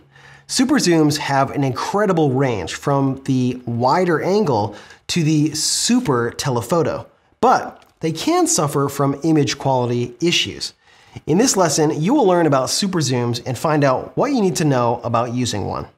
Super zooms are the ultimate in travel lenses because they cover such a wide range of focal lengths. For full frame cameras, you will see lenses around 28 to 200 millimeters, or maybe 28 to 300 millimeters. For APS-C, you'll find lenses that are in the neighborhood of 18 to 270 or 16 to 300. In Micro Four Thirds, you'll see lenses like 14 to 140 or 14 to 150 millimeter.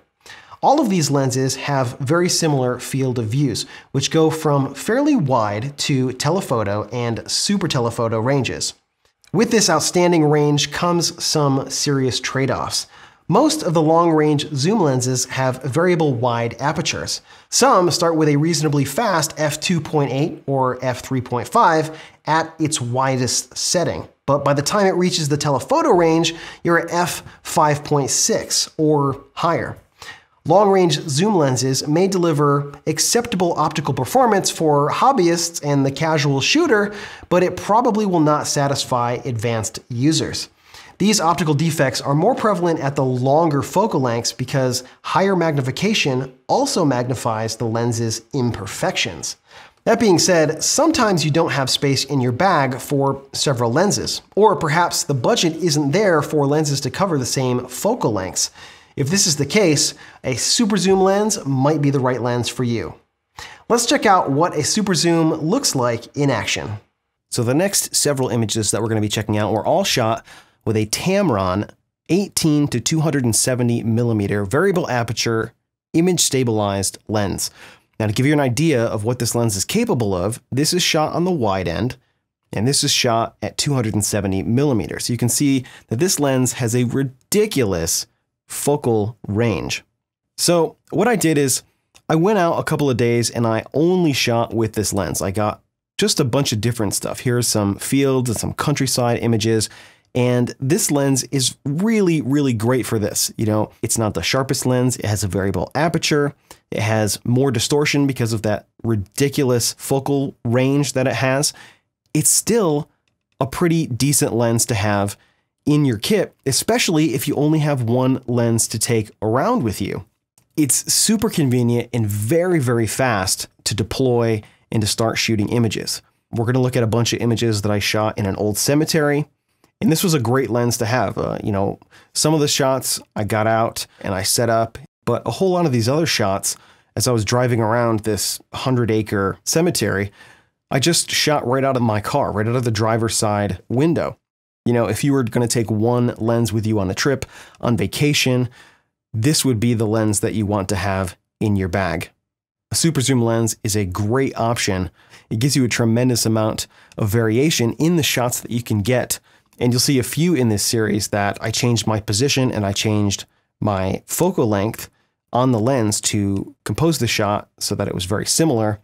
You can see how a lens like this can give you a lot of options in how you're composing your images.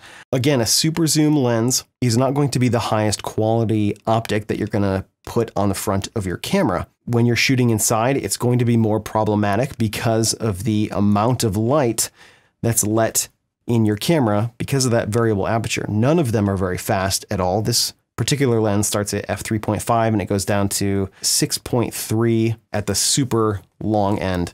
And you'll see a lot of lenses like that in the same range are going to be very, very similar. I took this lens to the zoo with my family and you can see I captured a lot of really nice images. I could get in and get some nice tight shots of the animals and I could go wide when I needed to. You know, not all of these are shot at the super long end. A lot of these are in the middle and wide as well. But again, inside, even with some skylights, I was shooting at ISOs of 2000 and 4000 because it's just not a very fast lens. Outside, when there's more light, this definitely works a lot better.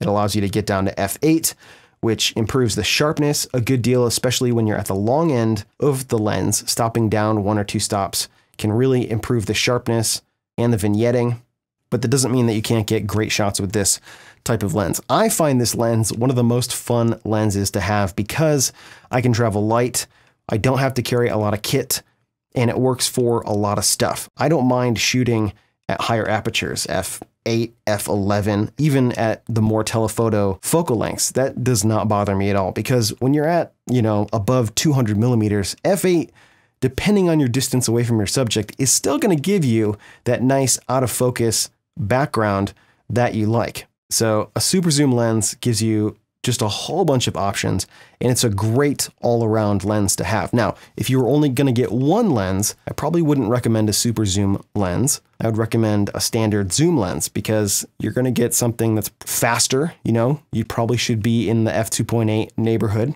and it's going to be sharper at those wide open apertures. Less optical distortion, but if you're looking for a lens to take with you on a trip, on a vacation, or you're looking to travel really, really light when space is limited, a super zoom lens is definitely the way to go. Now that you understand the flexibility and quality you can expect from a super zoom lens, you're ready to move on to the next chapter in this course. In the next few lessons, we'll be going over the zoom lens's faster, lighter, sexier, but more annoying cousin, the prime lens. Prime lenses are another great tool to have in your kit, but it's not the right tool for every situation. In this lesson, you'll learn about what makes primes great and why you might want to leave them at home. So as we talked about earlier in this course, a prime lens is a lens that has one focal length only. They come in focal lengths ranging from wide angles to telephoto. After all this talk about zooms, why would you want to bother with a prime? First, let's talk about why primes are a good option. One of the best features in a prime lens is the larger maximum aperture. In general, prime lenses are faster than zoom lenses. This is slowly changing as zoom lens improvements continue to be made by manufacturers, but in general, the faster, wider aperture offered by prime lenses will allow you to shoot in lower light without the need of a flash. Next on the list is quality. While zoom lenses have been getting much better in the quality department, prime lenses are known for being high quality and having the ability to produce great images with less distortion. It makes sense that a tool designed to do just one job is going to be better than a multi-tool. Now, this is not a blanket statement. All primes are not superior to all zooms. Just like everything else, there are some primes that are extraordinary and some that look kind of muddy looking. Another factor is price. Prime lenses are generally simpler in terms of construction because they have less moving parts. As a result, they're generally less expensive. Not all primes are cheap. In fact, some of the pro lenses cost a small fortune, but there are some excellent values to be had out there. One great example are the nifty 50 lenses, or 50mm prime lenses, particularly from Nikon or Canon. Weight is another factor to help the case for primes. Because of their simple construction, prime lenses are generally smaller and lighter than zoom lenses in similar focal lengths. Now for the other side. Working against primes is portability. A single high-quality zoom will cover several prime lens focal lengths. This means that you only have to carry one lens instead of several lenses to have the same focal length range. You also never have to change your lens and risk getting dust on your image sensor. Price is something that works against primes as well. A zoom lens might be more expensive than a prime lens, but the cost of multiple lenses to cover the same focal lengths can often be the same or more. One of the biggest arguments for zooms is flexibility. They allow the shooter an array of focal lengths, the ability to quickly change perspective, and add variety into their shots within moments. For many types of photography, this is the way to go, including weddings and sports. In these situations, you may not have time or ability physically to move closer or further away to your subject. My thinking is this: if you're just getting into photography or you are looking to build out your kit, spend money on high-quality zooms. This is especially true if you have a newer, higher-end camera body with exceptional noise performance. Many fast zooms are around f2.8. If you get a prime lens that's f1.4, that's going to be 2 full stops faster, but you might just be able to push up the ISO to the same level without any trouble. On the other hand, if you're shooting with an older camera body, a prime can be a great way to get some really fast, clean images. There are also some very good values out there in the 28, 30, 50, 85, and 100mm prime lenses. If you use your camera for video, you may appreciate prime lenses with a manual focus only. Manual focus only lenses are much nicer to use in the video realm. Manual focus rings on photo lenses only travel about 45 to 60 degrees, which makes them very fast for autofocusing, but very awful for focusing for video. Manual focus only lenses have a dampened focus ring, so it has some resistance, which makes it really nice for following the action. And the throw is a lot longer than you'll find on photo lenses, which makes following your subjects and tracking focus much easier without missing your mark. If you're not into video, these manual focus only lenses will probably be more annoying than anything else. Unless you're in a studio situation and you're doing a lot of critical focusing. In that case, you might want to use the manual focus anyway, even on a photo camera, to make sure you're getting exactly what you need to be in focus. Now that you know about prime lenses, you're ready to move on to the next lesson. where you're going to learn about a very interesting prime lens, the fisheye. There are several specialty lenses that we could talk about, but I think that the fisheye is definitely one of the coolest. In this lesson, you're going to learn about fisheye lenses and see what they look like in action. A fisheye lens is a ultra wide-angle lens that produces a strong visual distortion intended to create a wide panoramic or hemispherical image. Fisheye lenses achieve extremely wide angles of view by foregoing producing images with straight lines of perspective or rectilinear images, opting instead for a special mapping, which gives the image a characteristic convex non-rectilinear appearance. The picture angle produced by these lenses only measures 180 degrees when measured from corner to corner. These have a 180-degree diagonal field of view, while the horizontal and vertical fields of view will be smaller. You'll find fisheye lenses in zooms and primes. The one I have with me here is a prime, and it's quite inexpensive. I believe it's made by a company called Samyang and rebranded by several other companies. This one happens to be Vivitar. One of the things that I like about this lens is the exaggerated perspectives that it gives. This particular lens is manual focus, but because this lens has such a huge depth of field, it isn't too hard to deal with. Let's check it out. So we're going to check out some images here that I shot with that 7mm Vivitar lens on my Canon 7D. These are some shots that I did in New York City, and I was shooting inside the car. And what's really cool about this is I jammed it way up in the windshield, and this shot in particular, because of the way I'm pointing the camera, if you look at the building on the upper left-hand corner of the frame, that's actually behind me, which is really weird if you think about it. That's behind the car that I'm in, and you can see it. Really, really strange, but that's what a fisheye lens will give you. We're going to check out a handful of shots here that I did at the beach. And what's interesting is some of these shots don't have that characteristic hyper-distorted fisheye look to them. It really depends on what you're shooting, the distance you are away from any immediate objects in the foreground, and if there's a horizon in the shot, where the horizon is. As long as the horizon is near the center of the lens, it looks fairly normal. As soon as the horizon line gets above or below that area, things start looking weird. I mean, that you can obviously tell that there's an incredible amount of distortion, but the beach line right in front of me doesn't look that distorted. So if you compose your shots carefully, you can make them look wide but not super distorted. Now, depending on where the objects are in your scene, you know, as you get really close to this lens, a fisheye lens exaggerates the perspective and the spatial placement of objects in a very, very extreme way, which you'll see in a few images coming up here. It's very interesting what you can get a lot of times when you're shooting with a fisheye lens. Depending on the direction that you point it, you'll end up getting yourself in the shot, which is kind of an interesting and fun effect. Now, in this next image here, you can see that my sister's arm, that's my sister Lisa on the left there, and the arm in the center of the frame, that's her arm, but it looks like somebody else's arm. And that's because it was really, really close to the lens. And so it's giving this really freakish kind of giraffe neck effect to her arm.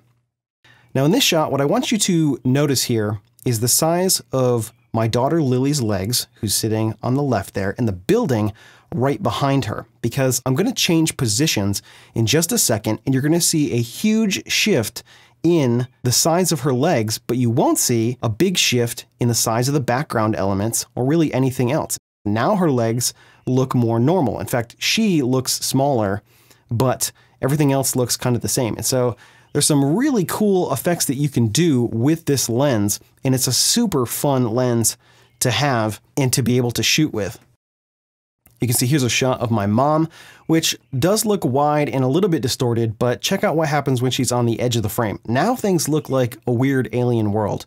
And that's one of the things that you have to watch out for when you're shooting with this lens. You can see here I caught the corner of this building, and it's like a real obvious sign of distortion. But as I took a few more steps, now you can see that that looks a little bit more normal. Now it's still not right, but it does look a little bit more normalized. So you can use this distortion for an effect to help images look interesting. This image example works really well for a fisheye lens because we have this big circular object This image right here, it's doing a really cool thing with my daughter's arm, and it's kind of exaggerating the length there. Now this shot here, I shot on a roller coaster in Walt Disney World in the Magic Kingdom, and I had a fisheye lens on my Canon 7D at arm's length, which is not an easy thing to do on a roller coaster, I promise you. But a shot like this is just about impossible to do with any other lens because they're just not wide enough to get this really cool effect. We're seeing the whole train behind me, some really cool sky, and I'm seeing myself, my son, my daughter, and my father-in-law there. So the interesting thing with a fisheye is, unless you're super close to something in the foreground, and depending on how you compose the image, you can make it look fairly normal. Now we're going to look at how to defish these images and correct for the distortion somewhat later in this lesson. Here's another shot where I got myself in the frame. You can see my body is in the lower left-hand corner, and that has kind of a really weird looking effect. But you can see, depending on what's in the shot, some of these shots don't look that fishy, and some of them definitely do. It has to do with where the horizon line is, where kind of objects that have a lot of straight lines are in their distance away from the lens. There's no magic formula. You can see some images like this work really well for a fisheye lens because it's working with the distortion. There was kind of this rounded canopy on the Dumbo ride here, which looked really cool with a fisheye lens. Other times, you're going to see drastic amounts of distortion in the curved parts of the image. But again, fisheye lenses are very unique because they offer a super wide perspective that you can't get with any other lens. Even a super wide angle lens, it's just not going to happen. They work really well for interiors, especially when space is limited, because you can really get a lot of stuff in your shot. Now, the next few shots that we're going to see were taken during a storm. I took these at about 1:30 in the evening, and this is another great example of how to use a fisheye lens because I wanted to get a lot of sky, and you don't know where lightning is going to be, so it's kind of, you point it where the lightning generally is happening, and hopefully you catch some lightning. Now, I was pretty lucky that I caught some really cool streaks of lightning, and what I found out is a few days later we had another wicked storm, and the exact position that I'm standing in right now was hit by a tree. There's a tree that's about 10 feet to my left, and it got hit by lightning. It split in half, and it landed where I was standing just about a week prior. But if you're going to go out and shoot pictures of lightning and storms, and you have a lot of sky that you want to capture, a fisheye lens is a great idea for capturing those images. Here are a few very interesting shots that I did on the 4th of July, trying to get some fireworks. Now, I had the exposure tweaked just right, so I got a really nice kind of blue sky, and I even captured some stars poking through, which was really neat. Sometimes fisheye images look cool just as they are, but other times you may want to defish them and try to bring back some of the more natural proportions. You can get some of the way there in Adobe's Lightroom and probably Aperture, but there's a free program that can make some more extreme corrections. Let's check it out. All right, what we're going to look at in this example is how to defish our fisheye shots. So I'm here in Adobe Lightroom, and we're looking at one of these shots here that I did inside this church in my hometown here. And in Lightroom, we do have some basic lens correction. You can see I'm in the development module down here in lens corrections. We can set up enable profile corrections. And then down here, we can try to set it to auto, but because I'm using this particular lens, this manual fisheye lens, if we pull up the info, you can see it thinks it's a 50 millimeter. So that's not going to work. What we need to do is we're going to have to pick a lens make that's pretty close to the same mapping as our lens here, at least for this particular lens. If you're using a lens that is listed in here, then it's going to be a little bit easier for you. But for this particular lens, there is nothing that matches exactly. There isn't a Vivitar rebranded Samyang fisheye lens profile. So what I found that works okay is one of the Sigma, and it's off the screen here. So I'm going to select Sigma. One of the Sigma lens profiles. I'm going to scooch this down here so we have a little bit more room. And right here you can see we have a big old list of lenses to choose from. Now, right up at the very top, which you can't see, it's off the screen, I do apologize for that, we have 4.5 millimeter. Now, that's obviously going to be way too much. Now, down here we have this distortion slider so we can affect the amount of distortion. And so there may be a point right here that will match. But what I've found is, I believe it's the 10 millimeter. This actually does a pretty good job of straightening this image out. Now, if we look towards the edges, what it's going to do is it's going to stretch this pretty significantly in order to make it fit. Now, that's okay, especially if you're going to be outputting a slightly lower res file. But check out what that did to the room. I mean, before we were looking at this, and now we have something very, very straight. And the interesting thing about this is this photo was taken with the fisheye lens.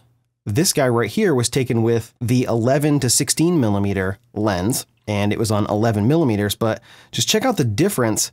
This is a good bit wider. We can see more of the windows, right? I mean, we can see the wall way behind here. This is much wider, and we're getting much more of the room in our shot here. So even though it is a little bit kind of distorted in the way it's correcting it, we are getting something that we just can't get with another wide angle lens, which is pretty cool. Again, this is the 11 to 16 millimeter image, and this is not cropped. You can see it's full res, and this is the same exact spot with the 7 millimeter fisheye on my Canon 7D, which is pretty cool. Now, the one issue of doing the lens profile corrections in Adobe Lightroom is that for JPEG photos, like this guy right here, you can see this is a JPEG, and this is a .cr2, which is the raw file format. These don't have the same lens profile options compared to when you're working with a raw file. You can see that I have a pretty short list here. And if I look on the drop down, normally what you'll see is these guys right here, the 4.5 to the 15 millimeter. And none of these work quite right. If I pick the 4.5 and I reset the distortion, you can see that's obviously bananas. 15 millimeter, not gonna do it. Even if I try and overcorrect it, it's still not exactly right because the mapping is not quite right. Now you do see that there is a Sigma 10 millimeter f2.8 EXDC fisheye HSM lens on here. And that's because I did a little bit of hackery. And let me show you how I did that. Now this is the Windows version of this hack. And I believe there's a similar workaround to do it if you're running a Mac. Basically, in Windows, we have to have hidden files and folders enabled. To do that, we come over here to folder and search options. And then in view, we have to have show hidden files, folders, and drives enabled, because the folder that we're looking for is called program data. And we jump in here and we see a bunch of gobbledygook. Then we come down here to the Adobe file. We jump into camera raw in lens profiles in 1.0. And then down here, because I know the lens that I'm looking for, I want to basically copy this folder right here, this Sigma folder. And so what I did is I copied that. And then we jump back to the C drive and I go into users, select your username, under app data, roaming, Adobe. And then we jump down here to camera raw, lens profiles. And then in here, we paste that folder. So we paste that folder in here, and then what we want to do is we right click on it, we go to properties, and we uncheck read only. And we apply changes to folders and subfolders, yada, yada, yada. And that goes through, and that way we'll be able to make changes. We go in here, and what I'm looking for, because I'm shooting on a Canon camera, is I'm looking for this Canon folder here. And then what I do is I find the right file, okay? And that's right here. Okay, and what I want to do is I want to open this. Now, if you haven't opened one of these .lcp files, it's going to ask you what you want to open it with. I just selected WordPad, okay, just a basic text editor, because what I need to do is do a find and replace, okay? And so the thing you're looking to find is this actually right here. ST camera raw profile equals, and before you modify it, I'll show you, we'll open up another one here. This guy right here, before you modify it, all of these will say equals true, and there's a whole bunch of these. And all we have to do is do a find and replace, which I've already done right here, and we paste in, we take this, which will be true, we find that, and we replace it with the same thing, but instead of true, we replace it with false. We go ahead and replace all of those, we resave the file, and then when we open Lightroom back up, we will have this enabled for us to be able to use. It's now in the profile for JPEGs. Otherwise, for whatever reason, those lens profiles are not accessible when you're working on JPEGs. Now, I don't recommend shooting JPEGs, but at some point in your photography career, you may have shot only JPEG before. I know, certainly I have. If you're working on JPEGs, you may not have that available. So that is a little hack that you can do. And now you can basically adjust the amount of distortion that you have available to you. You know, you can turn it down, but this one, the Sigma 10mm, works really well with this particular lens. And you're gonna have to experiment and find out what works for your lenses. Again, here's another shot. If I take it off, you can see definite fisheye, right? These lines right here, super curved. With it on, check that out. Straight lines, straight lines, straight lines. Now, it does look weird because it makes this roof look gigantic, but the lines of perspective are cleaned up. Now, if you don't want to do this kind of hackery, there is another option. We can use another program. Now, this program is called Hugin, H-U-G-I-N. It's free, it's open source, it's available for Mac, Windows, Linux, and this is a panorama stitcher, but we're going to use it to defish our image. So I'm going to jump to the load images, and I'm going to load up an image here, and I'm going to pick the same file that we were working on here, which is the same file here that we were working on in Lightroom. So what we want to do once we load the image is we want to set up a few settings. Now, initially what's happening is it's going to read the metadata and it's going to look at the focal length, which it thinks is 50, but that's because the camera recorded the wrong metadata. So what we want to do is we want to choose 7 because it's a 7mm lens. And then the lens type is not rectilinear.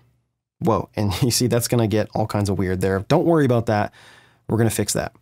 And then we have to pick one of these mappings. And the one that works best for this particular fisheye lens, and you're going to have to experiment with your lens, is stereographic. Now, this doesn't look right. We have these sliders here, and we can kind of move the field of view up so we can see what in the heck is going on. Now you can see that this is doing the wrong thing to our image, but don't worry.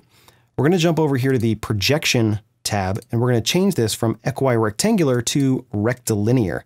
And now you're going to see that this is actually doing something that's far more pleasing. Now it's bending the image the proper way because we're taking the lens type, which is stereographic, and then we're projecting that so that it's rectilinear, which means we're basically going to defish this. We're going to straighten out the lines. Now you may have to play around with the settings in order to get the right look for this. For example, 7mm does not look right. And actually, I think the lens that I was using is labeled 7mm, but I think it might actually be closer to 7.5mm. And you will see maybe a small change here. We go to projection. Yeah, you see, that's looking a little bit better. At 7mm, this line here was kind of looking like an arc, and that's not right. And then if we expand this all the way out, you can actually see how it's stretching the image kind of in this star shape here. But obviously we don't want all of that data. So we can use these sliders here to crop in on the image because we don't really need all this jazz. We can crop it in right to the black there, essentially. And then over here in projection, we have kind of more finite control. You know, we can say 150, that's not right. How about 149? That looks about right. And 110 maybe? Nope, I guess it's 109. You can crop it smaller than this if you want, but that's up to you. Then all we have to do is save this out. And to do that, I'm going to go over here to View, Panorama Editor. I'm going to jump over to the Stitcher tab, and then we're just going to say Stitch, because this is a panorama stitcher, and we want to stitch it together. It's going to say the project needs to be saved, yada, yada, yada. And I'm going to save it, and then it's going to stitch it together. So this is the original image. Okay, and if we bump in here, we can see there is some chromatic aberration, you know, not a huge deal. This is the corrected image. But if we bump in here, we can see that it is being stretched, but it's being stretched in a somewhat pleasing way. And, you know, this probably could be cropped in on the top and bottom a little bit more because this bottom stuff way down here is stretched pretty significantly. I don't think that's extremely useful. Plus, if we were to print this, you know, I'm not sure that that's all necessary there, but it just goes to show you we do have options. And this image right here looks very similar to what we get here in Adobe Lightroom. This is doing just a different kind of lens correction. You know, there's not one that's necessarily better, but you can see this is definitely doing a nice job. Now, we may have overshot the mark a little bit. We might have been able to go down to maybe 8 millimeters. We can actually see what that looks like. We can jump back here and we'll go to this and say 8 millimeters. So actually that is looking a little bit different. We can save this out again as another version. This is the first one that we corrected. And you can see that might be a little bit bendy there, but this guy right here, this is the second one where we selected 8 millimeters. And you can see this actually looks very, very similar to what's happening in Lightroom here. They're very, very similar. But the cool thing about Hugin, Hugin, however you pronounce it, is that we have a little bit more to work with on the top and bottom of the image, where Lightroom just kind of crops it out. You can see that that stuff is there, but it sort of just crops it out. You know, I mean, this stuff is stretched, but it's not like this down here, which is pretty heavily stretched. I actually like the way that this handles the correction. It involves a couple extra steps, but I think it works really, really well. So just another option there for you. You have the hacking of Lightroom if you're working on JPEGs. If you're working on RAWs, then you will have lots of lens profiles to choose from. Hopefully you can find one that is a good match. You know, not all of these will work. I find the Sigma 10mm works really, really well for this lens. I think that looks really pretty nice. We would be able to save a little bit more if we were to do this in Hugin, but you have some options there. Now that you know what fun a fisheye lens can be, you're ready to move on to the next chapter in this course. In the next few lessons, you will learn how we can use focal length to make someone look their best, and how we can use focal length and perspective to recompose images. You can take a photo of anything you like with any lens, but the results may vary, and sometimes they're just plain unsettling, especially when you're shooting people. In this lesson, you'll see where the sweet spot for focal length is when you're shooting people. So this lesson and the next few lessons will deal with focal length or field of view and perspective.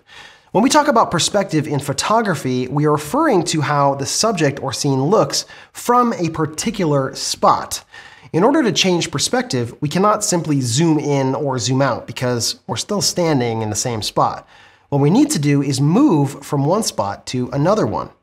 In this example, we're going to look at what happens to the human face when we use different focal lengths and then change perspective to compose the shot so that the face is roughly the same size in all the images.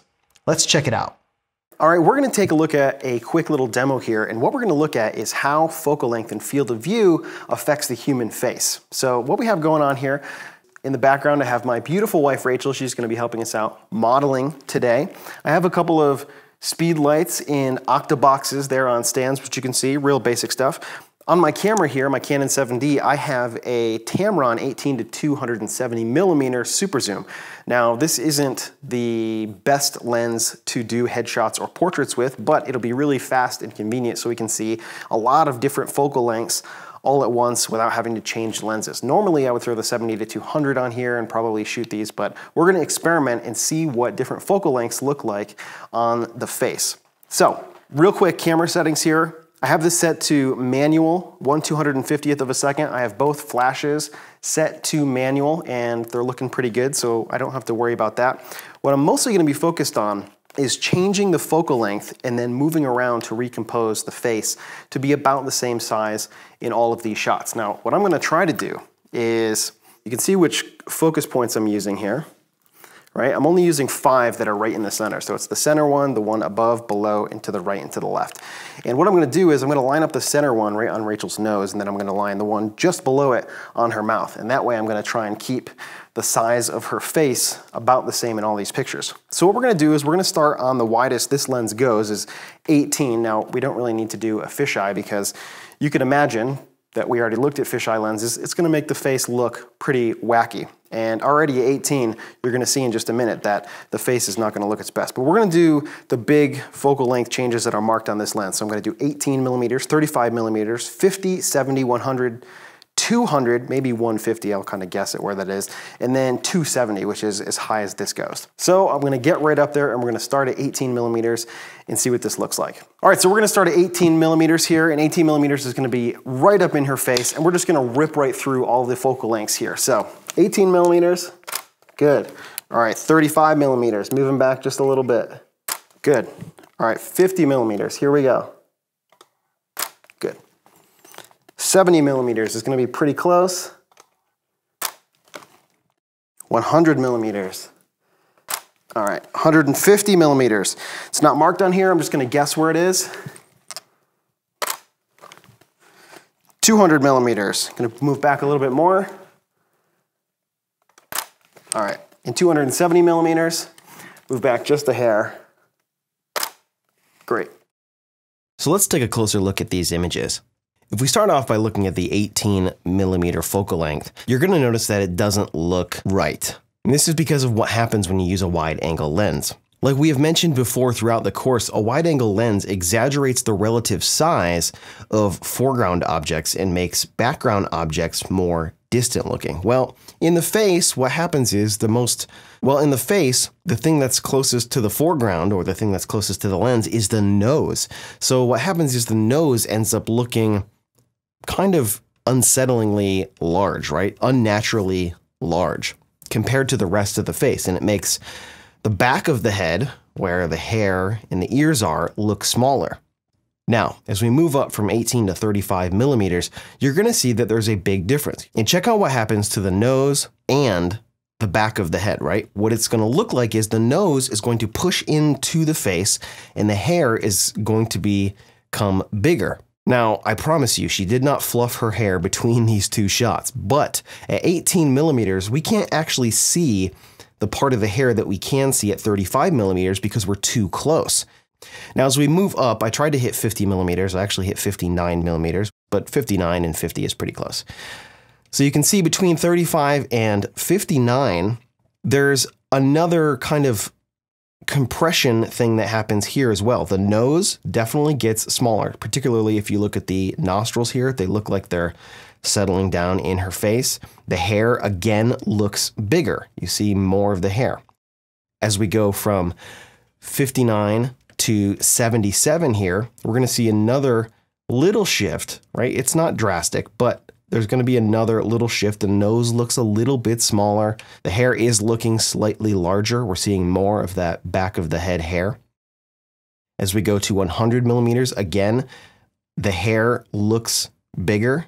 The nose is going to look a little bit smaller, and things are starting to look pretty nice, I'd say. Now, as we go from 100 millimeters to 154 millimeters, we see that there's another big difference here. Now, this is partially due to the way that she turned her head for this one shot. She slightly turned her head and exposed her left side of her face, which is flat against one of the soft boxes. So we're seeing a really flat section of light right here on the left side of her face, her right side of the face. And this is actually where compression cannot be so helpful, because she's exposing the wide side of her face because it's completely flat against the soft box. So there's no shading there. And it makes that it's your left and her right side of her face look unnaturally wide because there's no fall off of light. There's no shading there. There's no dimension there. And when you take something that's flat and you compress it, it's going to look even flatter. So this actually makes her face look a little bit fatter. Now, if she was a little bit more straight on to the camera, this would have looked a little bit better, but she tilted her head. So in this particular case, the compression did not work for us.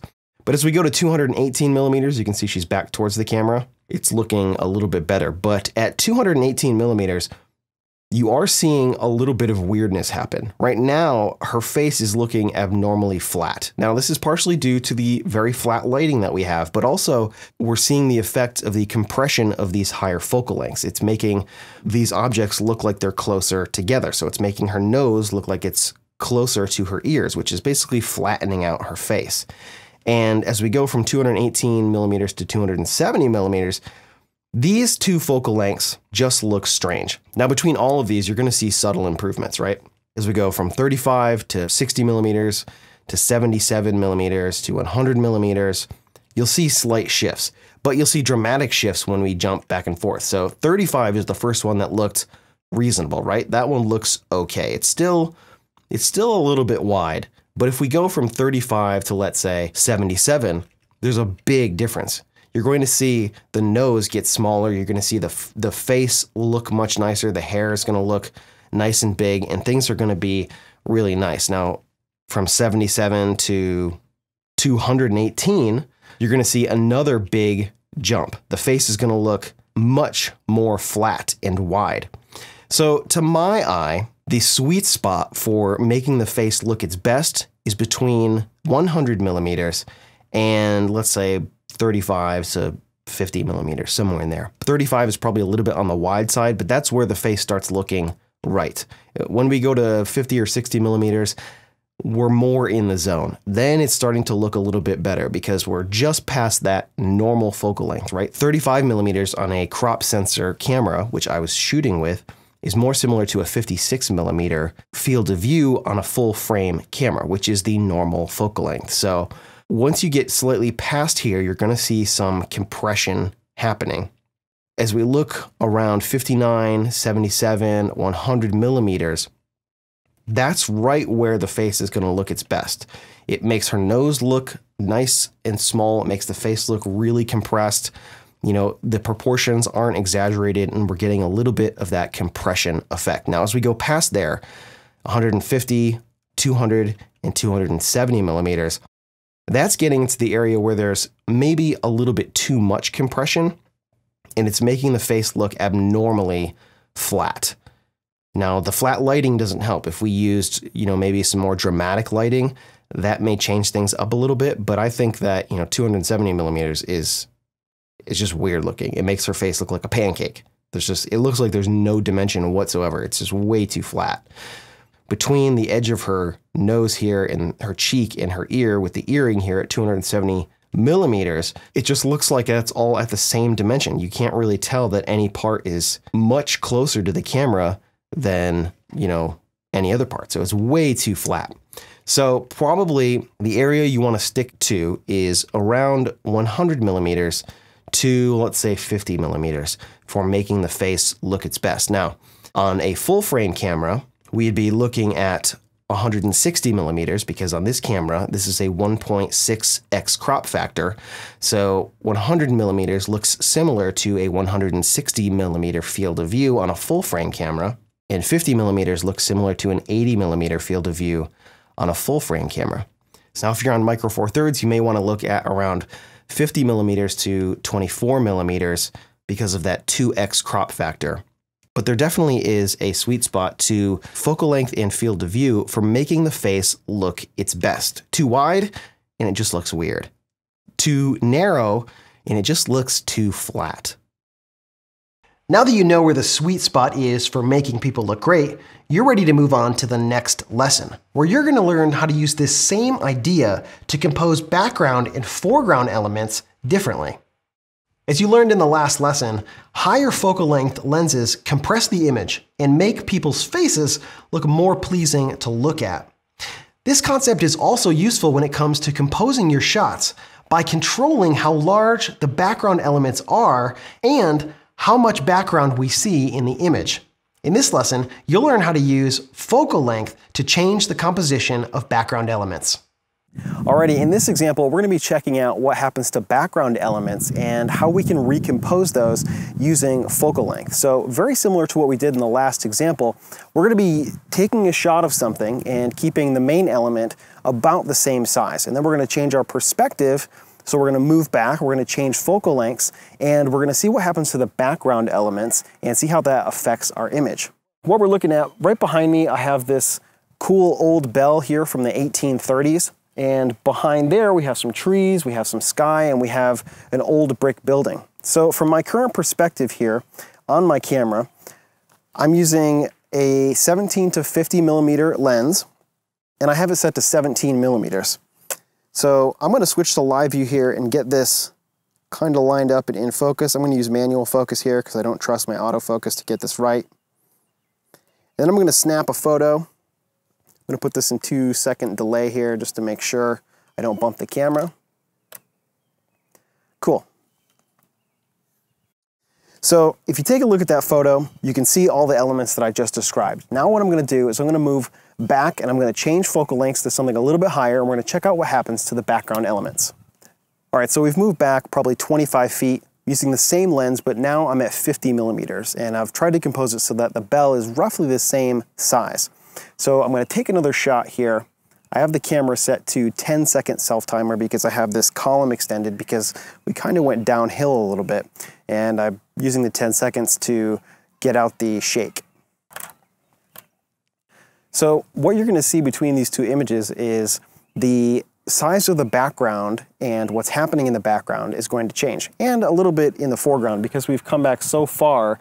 Now we can actually see the tree that I was standing next to before from this new perspective, which is interesting. It's something different, but more importantly, we have different things going on in the background. Between these two shots, what's happening is it's making the space between the bell and the building look smaller from back here. When we use a higher focal length, it compresses things. So the distance between objects appears to be less than it actually is. If you look at the ground between these two shots, what you'll see is that there looks like there's more ground between the bell and the building in the first shot. And the size of the building looks bigger in the second shot. Now, the size of the building didn't change, but between these two perspectives, because we're getting a more narrow field of view, it changes what's happening in the background. The background elements look larger. We're going to set up one more shot and we're going to check this out. Again, this time we're going to shoot in this direction. There's a nice gazebo over here. So we're going to set up for that, and we're going to take a look at what's going to happen to the building that's behind the gazebo, and it's going to become more obvious what this does when we change focal length to change perspective. All right, one more example where we're going to look at this. We're shooting at a gazebo here right behind me, and I'm pretty close to it here at 17 millimeters, and it's mostly filling the frame. And what you're going to see is, I'm going to take a quick shot of this. We're getting kind of a backlight, kind of sun-dappled thing happening, but there's a lot of other stuff happening in this shot. We have a whole bunch of, we can see sky, we can see the building back there. There's a lot of stuff in this shot, and I don't think this focal length being super wide is the best. So we're gonna move way, way back. We're gonna change lenses, probably go to the 70 to 200, and we're gonna try and really compress this to get the gazebo about the same size, but you're gonna check out what's gonna happen to the background elements. Okay, now we've changed our position. I'll put the 70 to 200 on, and I'm about, I don't know, maybe at 115 millimeters. And we're probably maybe 35, 40 feet back from where we were. And we're getting a completely different shot here. I'm gonna set this up. I'm gonna take a quick shot here. I'm gonna set this to self-timer, again, because I have this column up here. I want it to get the shake out, especially with a big lens on here. It's going to take a couple seconds for the vibrations to stop. So check out the difference between these two shots. They look dramatically different. Even though the gazebo is about the same size, they look like they were shot in two completely different locations. When we use a wide angle lens, because of the exaggerated proportions that it gives, it makes the gazebo look like it's a completely different shape. It looks much more angular and pointy and round, and it has more depth to it, where on the telephoto lens here at 115, 120 millimeters, it's much more compressed. It looks flatter. We can see more of the roof, and what's going on behind there is a lot more pleasing.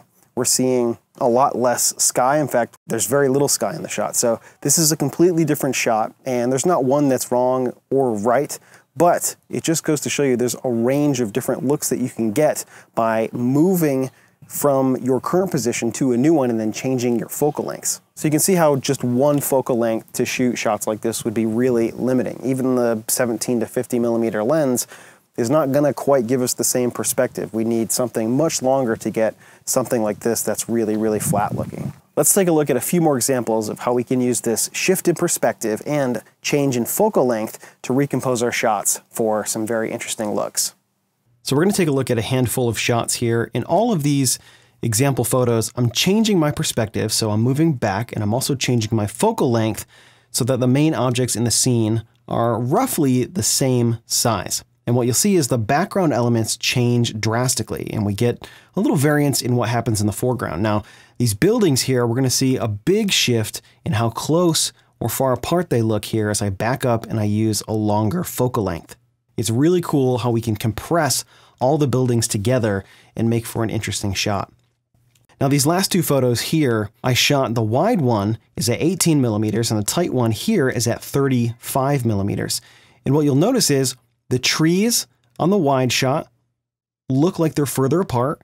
The background looks a little bit less dense on the wide shot. On the tight shot, we're getting a little bit more background filling, right? We're seeing more of the hill.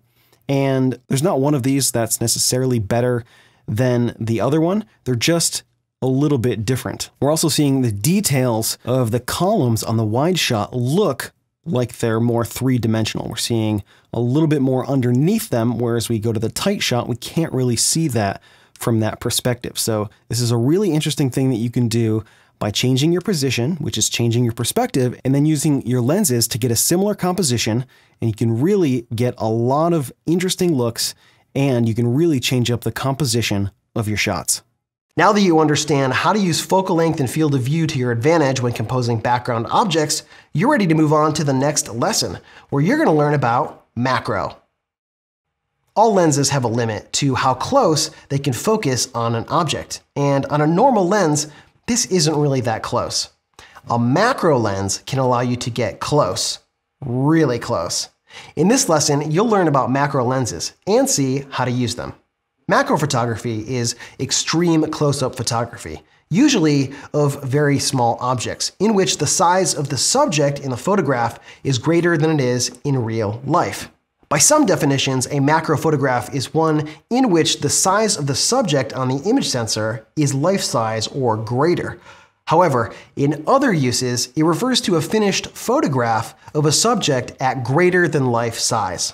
The ratio of the subject size on the sensor plane to the actual subject size is known as the reproduction ratio. Likewise, a macro lens classically is a lens that's capable of reproduction ratios greater than 1:1, although it often refers to any lens with a larger reproduction ratio. Magnification describes the size an object will appear on your camera's sensor compared to its size in real life. The closer you place your lens relative to the subject, the larger that subject will appear in the image. There are several lenses that have a macro feature, and the amount of image magnification will depend on the lens. Using a remote switch or shutter release device can also greatly improve the sharpness and control over the macro photos, because the camera no longer moves as a result of you pressing the shutter button. Another option is to set the camera to a 10-second timer, as this will give the camera time to settle down and stop moving. Pressing the shutter button, even with the self-timer, can still have issues because it can potentially nudge the camera and mess up your composition. At higher magnification, photos will have a correspondingly shallow depth of field. Control over the focus point is much more critical than normal. Precision adjustments should almost always be made using manual focus. If your lens is really close to the subject, you'll have an issue with light as well, because the lens will be blocking light from the front of the object. In these cases, you might want to investigate using a dedicated macro flash that attaches to the front of the lens. A pretty inexpensive way to get into macro photography is to use normal lenses and extension tubes.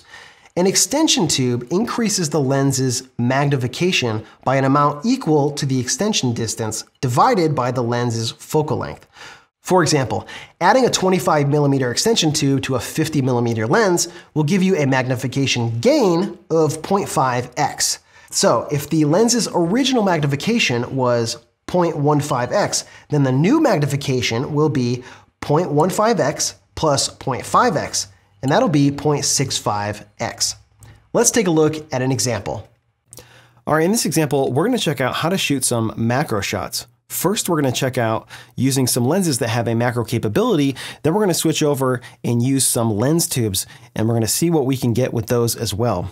Now, first I have set up a Tamron 28-75 f2.8 lens, and this has a macro capability, and basically this means that it can focus much closer than a normal lens.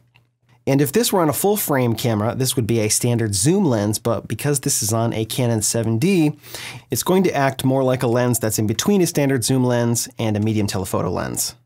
You can also see that I have my camera set up on a tripod, and it's on a device called a focus rail slider. And what this allows me to do is get precise control over the focusing because it has a little worm gear, so I can precisely adjust the position right and left and back to front on my camera. And this helps because manual focusing on photographic lenses can be very tricky to do.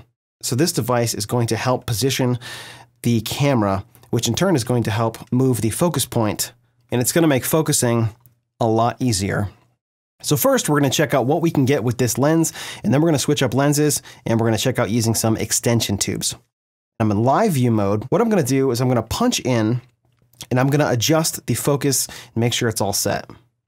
Then what I'm going to do is I'm going to put my camera in 10-second self-timer mode. And that's because with my battery grip on this focusing rail slider on the tripod, if I touch it, it's going to want to wobble around a little bit.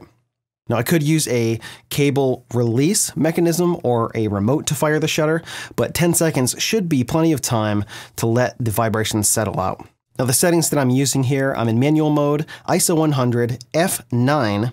I don't want to go too much past f11 on this camera because that's going to get into diffraction territory. And my exposure time is at 2.5 seconds. And that seems to be just about right. So I'm going to take a shot here and we're going to see what this looks like. I'm going to try one more at 1.6 seconds and we'll see what we get.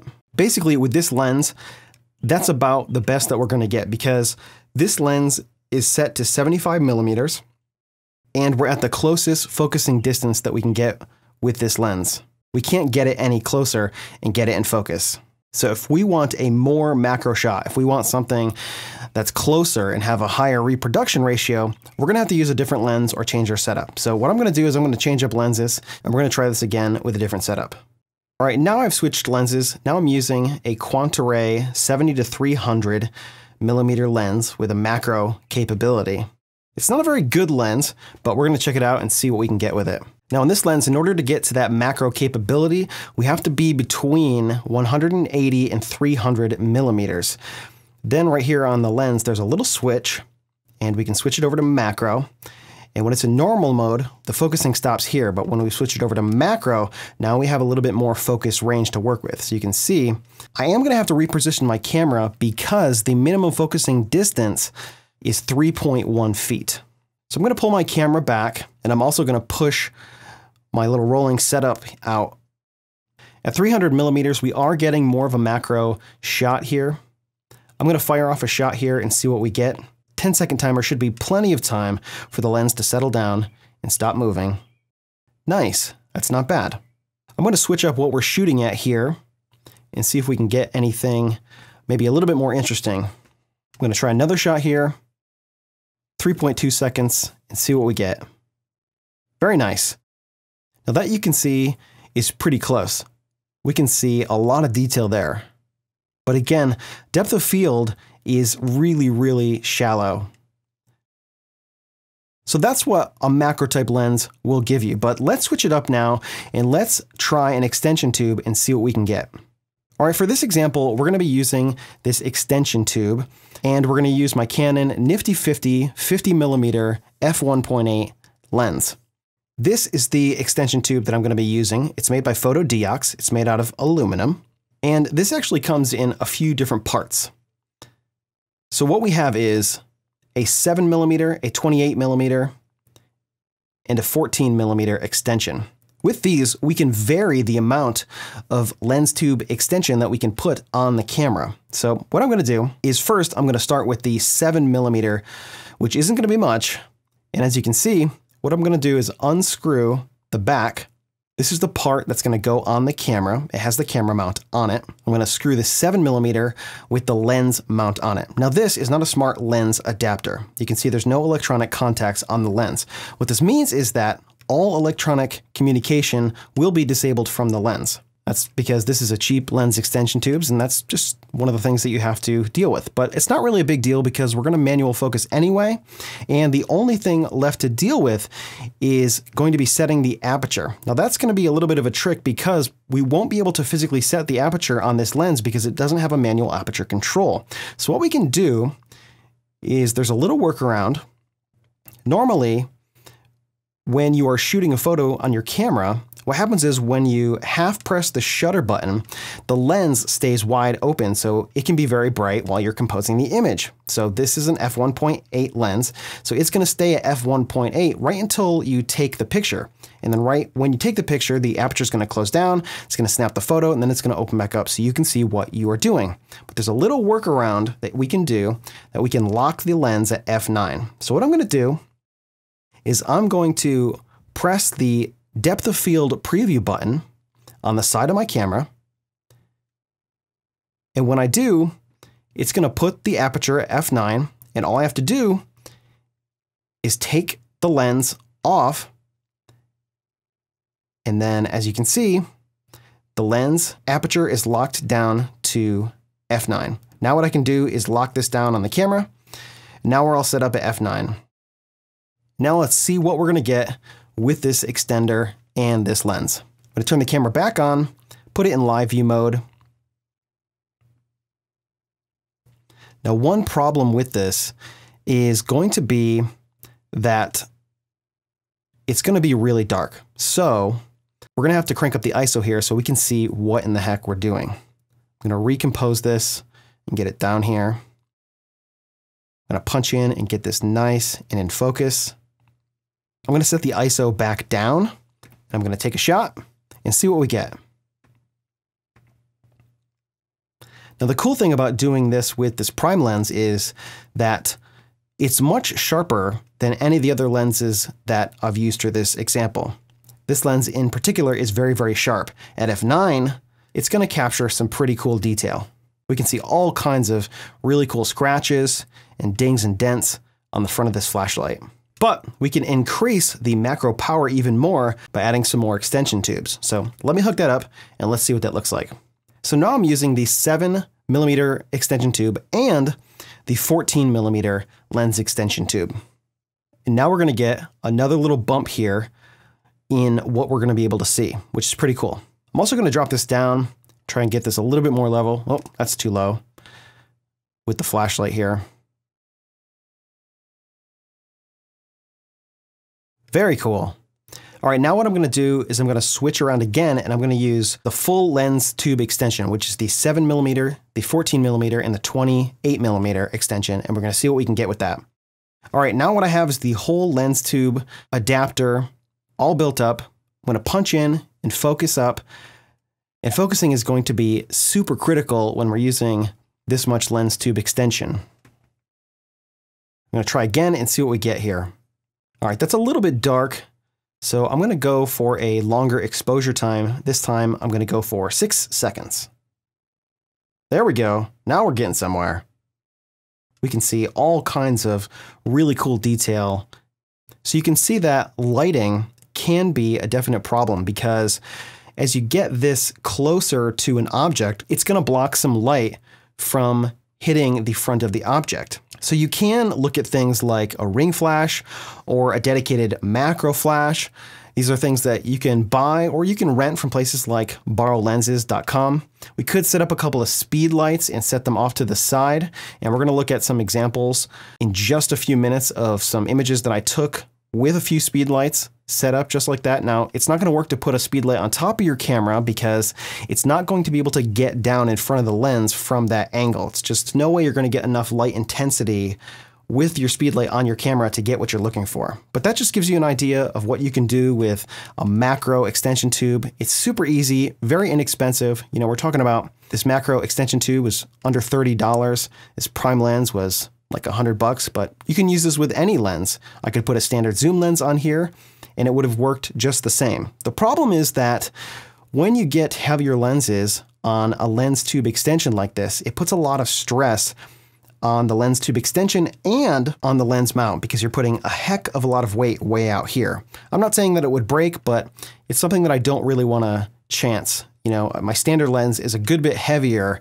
and it's going to put a lot of stress on the camera body because you're basically making a giant lever. So let's check out a few more examples of some macro shots. So the next group of examples that we're going to check out here, I shot with my camera just about in the same position as you just saw, but for the lighting, most of these shots were done using 2 speed lights with some radio triggers, and basically I just held them on either side of the camera, or for some of these shots I just set them on the table.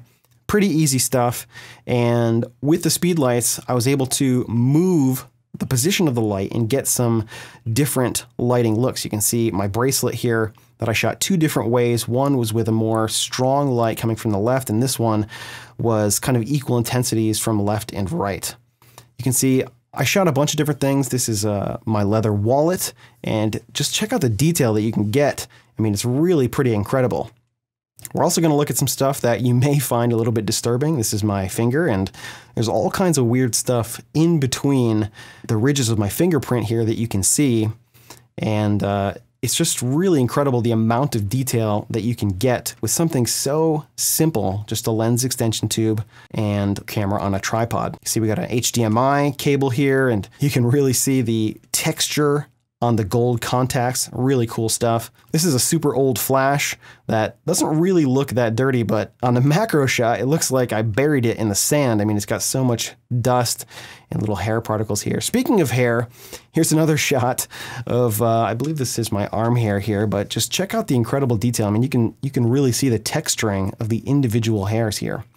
And now we're going to check out a bunch of images that I tried to do of my eye. Now, many of these were difficult because I was shooting this by myself, and so that's why you saw several of them out of focus. But I got a bunch in focus, and these shots turned out really, really cool. You can see the detail in the iris here. For some of these, I just used one flash at about a 90-degree angle to my face, and that really lit up the texture of my eyeball in a really interesting way. I tried a few more with 2 flashes, one to the right, one to the left, just to give a little bit more even exposure, and it worked really well.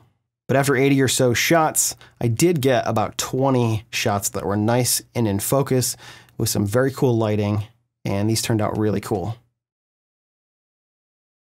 Now that you have an understanding of macro lenses and macro shooting, you're ready to move on to the last lesson in this course, where we're going to wrap things up with some final tips. Thanks very much for watching this course. As we have seen throughout this course, there is a tremendous variety of lenses available to you that offer a wide range of possibilities. I usually recommend getting the very best glass that you can because it will last longer and have better resale value if you ever decide to upgrade in a few years. Some higher-end Canon and Nikkor lenses that originally cost $2,000 sell for only a few $100s less than they cost new. If you hold on to the lens for, let's say, 4 years, that's only a few dollars per month. Another fantastic option for you is renting lenses.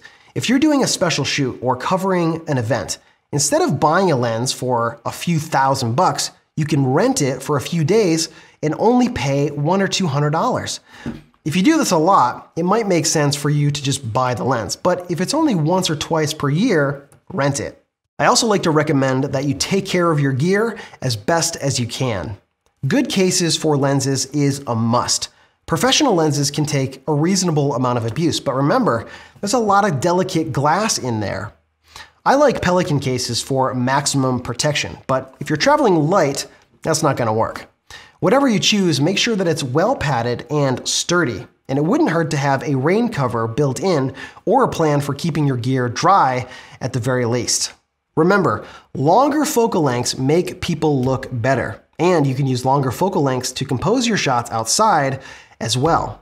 Wide-angle lenses have exaggerated perspectives. This can work to your advantage, and it can work against you. Zooms offer the most flexibility and are a lot of fun to use. Super zooms are a nice tool to have, but image quality is not that great. If you're needing a little bit more speed from a lens, check out a prime lens. There are some great options out there for fast primes that can be a lot of fun to use. I hope that you learned some valuable lessons in this course that will help you take better photos. Make sure to check out all the other great photography courses on Tuts Plus to expand your skills and stay sharp. Again, my name is Dave Bode for Tuts Plus, and we'll see you around. Thanks for watching.